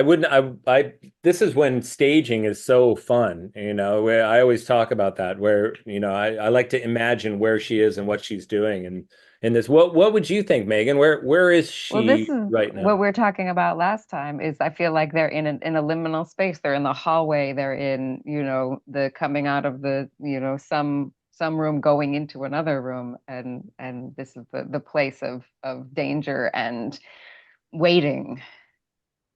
And the line also is a major distinction between her and everybody else in the castle. Like there's a big dividing line because of this intended murder. So we have, I think them drunk, by the way, is also a spondy. So bum, bum, bum, bum, bum, bum. Yes, them drunk, be bold. Yeah, because it's the double antithesis. Gideon, could you explain to our audience and what a spondy is exactly? Yeah, sure. An iamb is a metrical foot. That is the relation between stressed and unstressed syllables. And a unit of verse in a line is called a foot. The iamb is one kind of foot, unstressed followed by stressed, ba-bum. And a trochee is the opposite, a stressed followed by an unstressed, bumpa. And a spondy is two stresses together, bum, bum. So okay. That explains what we've been saying about this line. There are several others. I've actually written a poem to define the different forms of metrical foot in English, which I'll send to you guys if you want it. But that at least covers the 3 feet we're talking about in this line. And Meaghan, you sent us an interesting article that Folger wrote about the creepiest word in Shakespeare. I did. And I would agree with Gideon. He had pushed back against the technology part of it. And I don't think technology gives us meaning. I think we give us meaning. But somebody did a data analysis, and the word that is used most often is the. And instead of saying an undefined article like an owl, we say the owl, which gives it this like symbolic thing. And I was actually in the last scene we were doing, when she's talking about the baby, her baby, she says the a couple of times in that line, that I was like, oh, that's weird. Like not his, not it's like the whatever it was. But yeah, it gives Dash everything the this, brains like, out. dash the Yeah, brains so- out. Thank you. So before we get to the owl line, what hath quenched them have given me fire, hark, peace. Can somebody help me scan that line? Because it seems weird to me. Is there Well, something? actually, we could throw a Pyrrhic in there if we wanted to. What has Whoa. quenched them? Ooh. That's what I'm which is saying, 2 though. unstressed syllables. Right. What Pyrrhic hath is 2 quenched unstressed. them has What given me fire. Because you wouldn't say what hath quenched them in the Right. it's what hath You could- quenched, right? Yeah, So there's and you could say it's a trope. I had a teacher a really wonderful teacher who talked about relative stress, that it's like it's never really a spondy, it's never really a Pyrrhic, that you could still make an I am out of it, and it's all relative. But in this discussion, yeah, you're exactly right, Nick, that it's what has So quenched you say that- them. So since that line scans strange, it gives me, when I hear it, a sense of unease, a sense of discomfort, of maybe fear. And then she moves on. The next line after that is that line where she says it was the owl.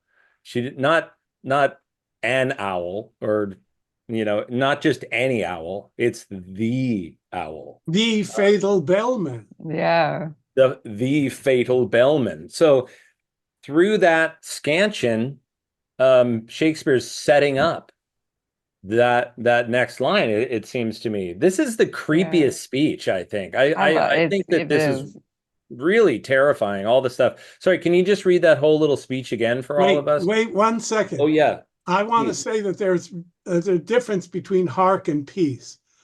Hark is listen, and then peace means calm down, be quiet, don't. So I think she hears something.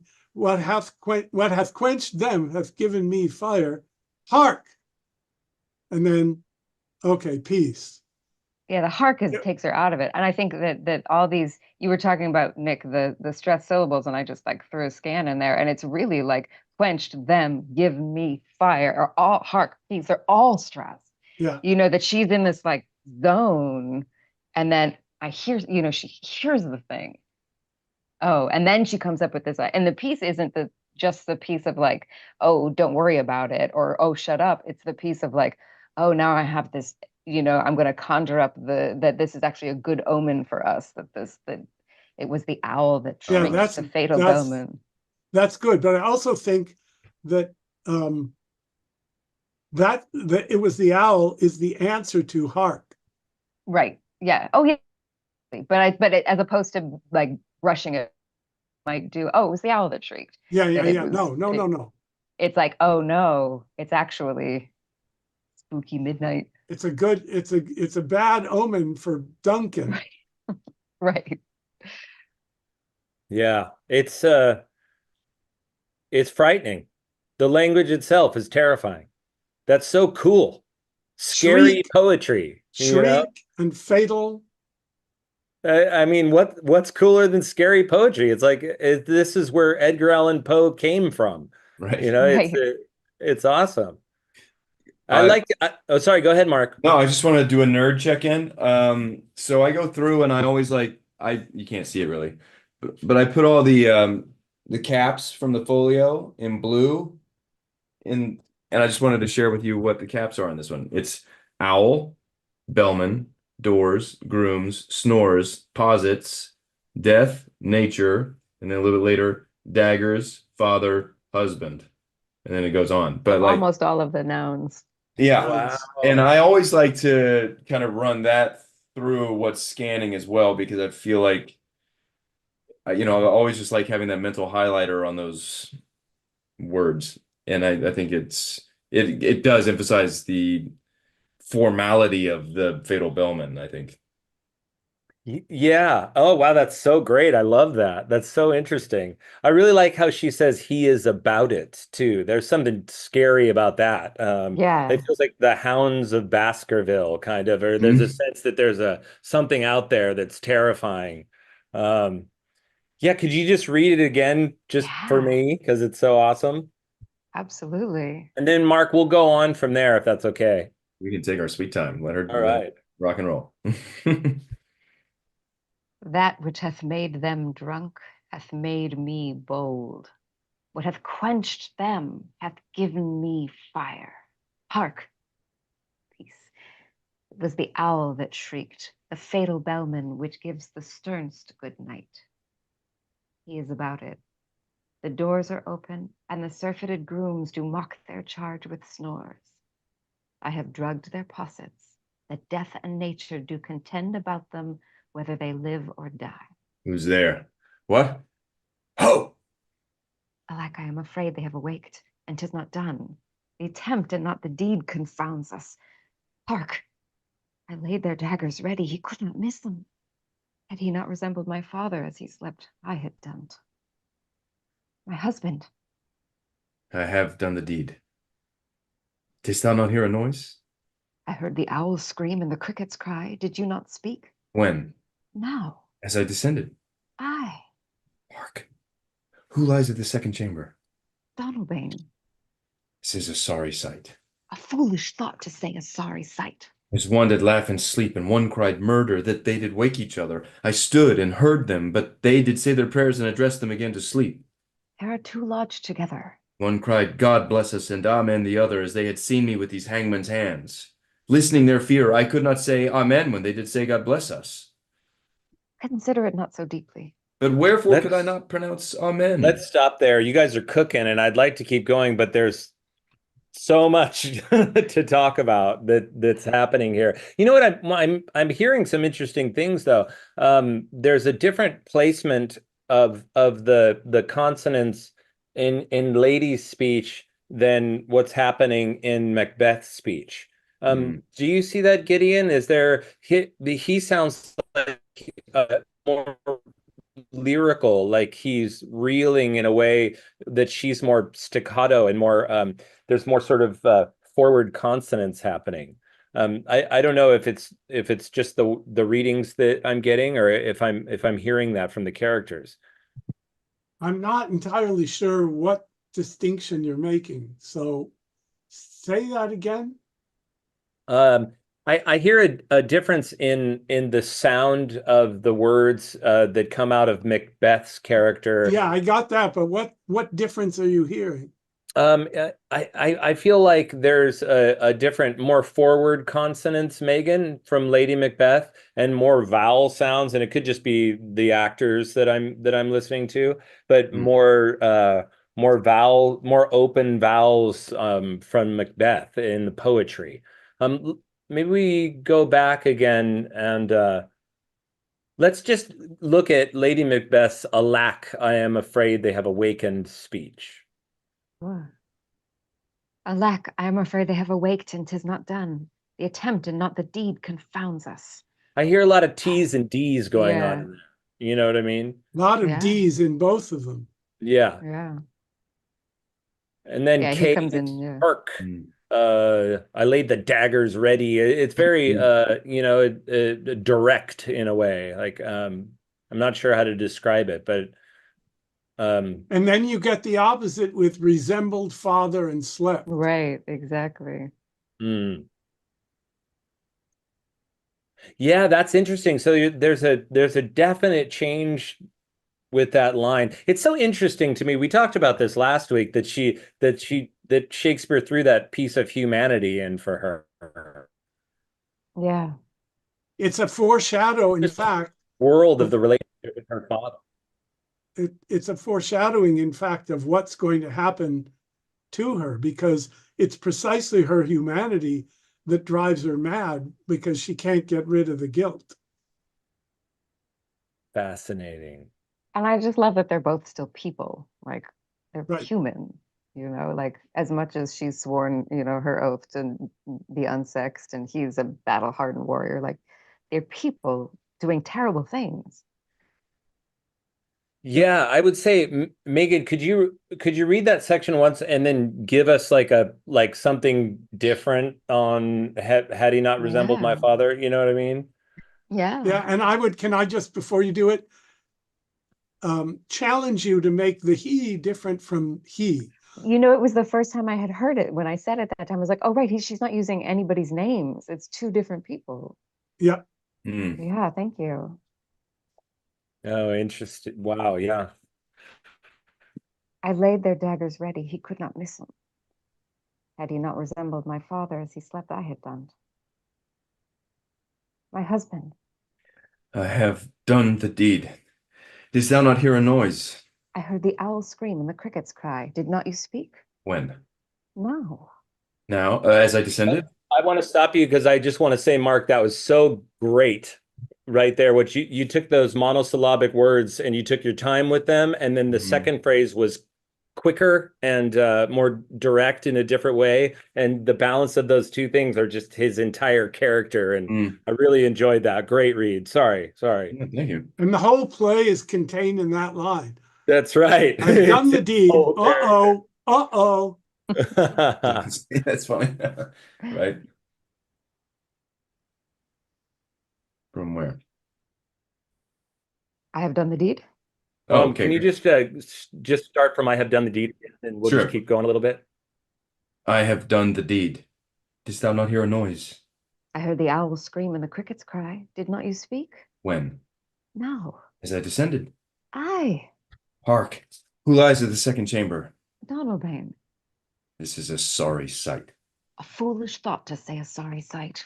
There's one did laugh in sleep, and one cried murder, that they did wake each other. I stood and heard them, but they did say their prayers and address them again to sleep. There are two lodged together. One cried, God bless us, and Amen the other, as they had seen me with these hangmen's hands. Listening their fear, I could not say Amen when they did say God bless us. Consider it not so deeply. But wherefore could I not pronounce Amen? I had most need of blessing, and Amen stuck in my throat.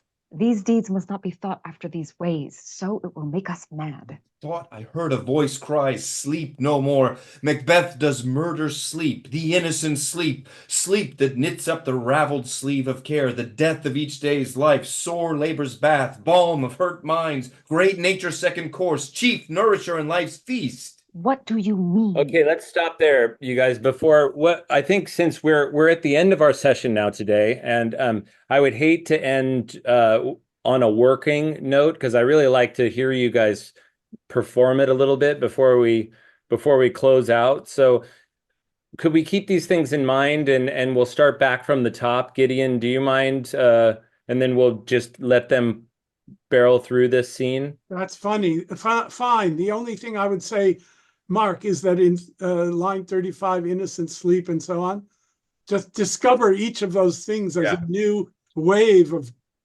frustration that you're not going to have.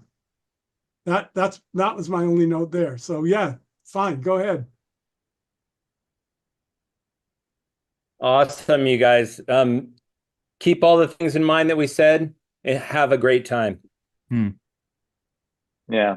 Thank you, guys. Thank you. We're gonna read the scene one more time. Oh, you're gonna read it one more time. Okay, is that okay? Great. We got 2 minutes left.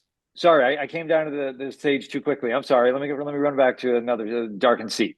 Sleepy groom. All right. That which hath made them drunk hath made me bold. What hath quenched them hath given me fire. Hark, peace. It was the owl that shrieked, the fatal bellman which gives the sternst good night. He is about it. The doors are open, and the surfeited rooms do mock their charge with snores. I have drugged their possets, that death and nature do contend about them whether they live or die. Who's there? What? Oh! Alack, I am afraid they have awaked, and 'tis not done. The attempt and not the deed confounds us. Hark, I laid their daggers ready. He could not miss them. Had he not resembled my father as he slept, I had done't. My husband. I have done the deed. Didst thou not hear a noise? I heard the owls scream and the crickets cry. Did you not speak? When? No. As I descended? I, Hark, who lies in the second chamber? Donalbain. This is a sorry sight. A foolish thought to say a sorry sight. There's one did laugh in sleep, and one cried murder that they did wake each other. I stood and heard them, but they did say their prayers and address them again to sleep. There are two lodged together. One cried, God bless us, and amen the other, as they had seen me with these hangman's hands. Listening their fear, I could not say amen when they did say God bless us. Consider it not so deeply. But wherefore could I not pronounce amen? I had most need of blessing, and amen stuck in my throat.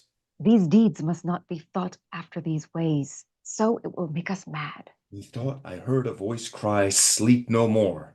Macbeth does murder sleep, the innocent sleep, sleep that knits up the raveled sleeve of care, the death of each day's life, sore labor's bath, balm of hurt minds, great nature's second course, chief nourisher in life's feast. What do you mean? Still it cried, sleep no more, to all the house. Glamis hath murdered sleep, and therefore Cawdor shall sleep no more. Macbeth shall sleep no more. Who was it that thus cried? Why, worthy Thane, you do unbend your noble strength to think so brain-sickly of things. Go get some water and wash this filthy witness from your hand. Why did you bring these daggers from the place? They must lie there. Go, carry them and smear the sleepy grooms with blood. I'll go no more. I'm afraid to think what I've done. Look on't again, I dare not. Infirm of purpose. Give me the daggers. The sleeping and the dead are but as pictures. 'Tis the eye of childhood that fears the painted devil. If he do bleed, I'll gild the faces of the grooms withal, for it must seem their guilt. 'Tis that knocking. How is't with me when every noise appalls me? What hands are here? They pluck out mine eyes. Will all great Neptune's will all great Neptune's oceans wash this blood clean from my hand? No. This, my hand, will rather the multitudinous seas incarnadine, making the green one red.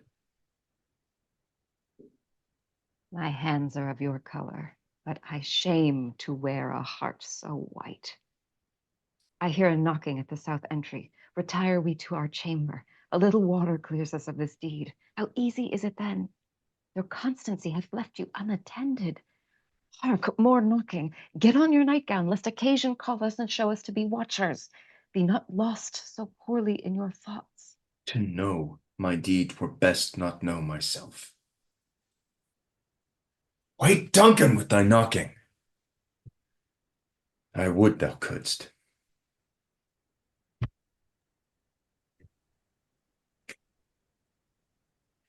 The patented Nick Cagle applause. You guys are really, really wonderful actors. No joke. Like, you're really just nailing this so hard. It's a joy. It's an absolute joy to watch and listen to. Absolutely wonderful. Congratulations. That was a beautiful read. You know, Mark, you made a mistake and you took it back before sort of green one red area, but you might want to look at taking a pause right there where that mistake happened. It may have been a happy accident because it really worked. You know what I mean? You took this moment and then you went on and it was beautiful. Like, I don't know, every now and then something like that happens and it's the language informing you what it wants you to do. Great work. Bravo. Thank you. Well, I mean, I think it was a full stop, and I think how they pluck out mine eyes, it feels like, previously it's been one that I wanted to just kind of get to the juicy language, right? But letting it sink in for just a second before I said it, I think really helps. And it gave the audience a moment to breathe. You guys are both really finding those beats. Meaghan, you have a wonderful sense of urgency, but keeping it quiet at the same time. And I'm really enjoying all the layers. I see all the layers that you're playing with, and Thank you. really, really great. I love. Yeah, I really want you guys to do this show so bad. Oh my goodness, we have to produce this. Come We on, do. Nathan. Find us a venue, Nick. We'll be there. There's a lot of open land in Hawaii, right? You can just do an outdoor show somewhere. There you go. Perfect. I do think it's a Christmas show now, It's a though. Christmas show. It is a Christmas show. I think never it would knew be it so like. I mean, how you think about creepy the would it be face with the how- beats when she's. But Mine wouldn't and that be like Lawson. super creepy? And Yes, If the it was feast like- scene with Banquo and I would totally use this show. So creepy. Oh, Well, something to definitely consider about. What I really enjoyed, or what I really enjoy about these sessions in general is, at least for my money, it's not about necessarily trying to make this right, quote unquote. Of course, you want to like figure out what the characters are saying and all of that, but it's so much more about having the time to do the work, that really explore this stuff as in depth as you guys are doing, and it's just been really fascinating and educational for me too, just to hear you unpack all these lines and look at the consonants in depth, or look at the rhythms and just so many of the things that you just never have time to do in a production, but you're allowing yourself to kind of indulge in that stuff right now, which I think is great because it can open up so many other ideas and choices and things to consider. So yeah, no, great work this evening, everybody. Really. Thank you, guys. It was a blast. thank you. Yeah. bravo. Perfect. And thank for you, those- Gideon, so much for your Mm. wonderful insight into this language. We're really great. It's unlimited. What Shakespeare has to offer us is unlimited. So there's no end to the riches. I almost thought you were going to say what you know is unlimited, Gideon, which is it seems pretty close. I don't know. That is far from the truth. I just know where to look things up. Good. Well, that's great. Well, perfect. For those watching, I hope you really enjoyed this session. Come on back for session 4.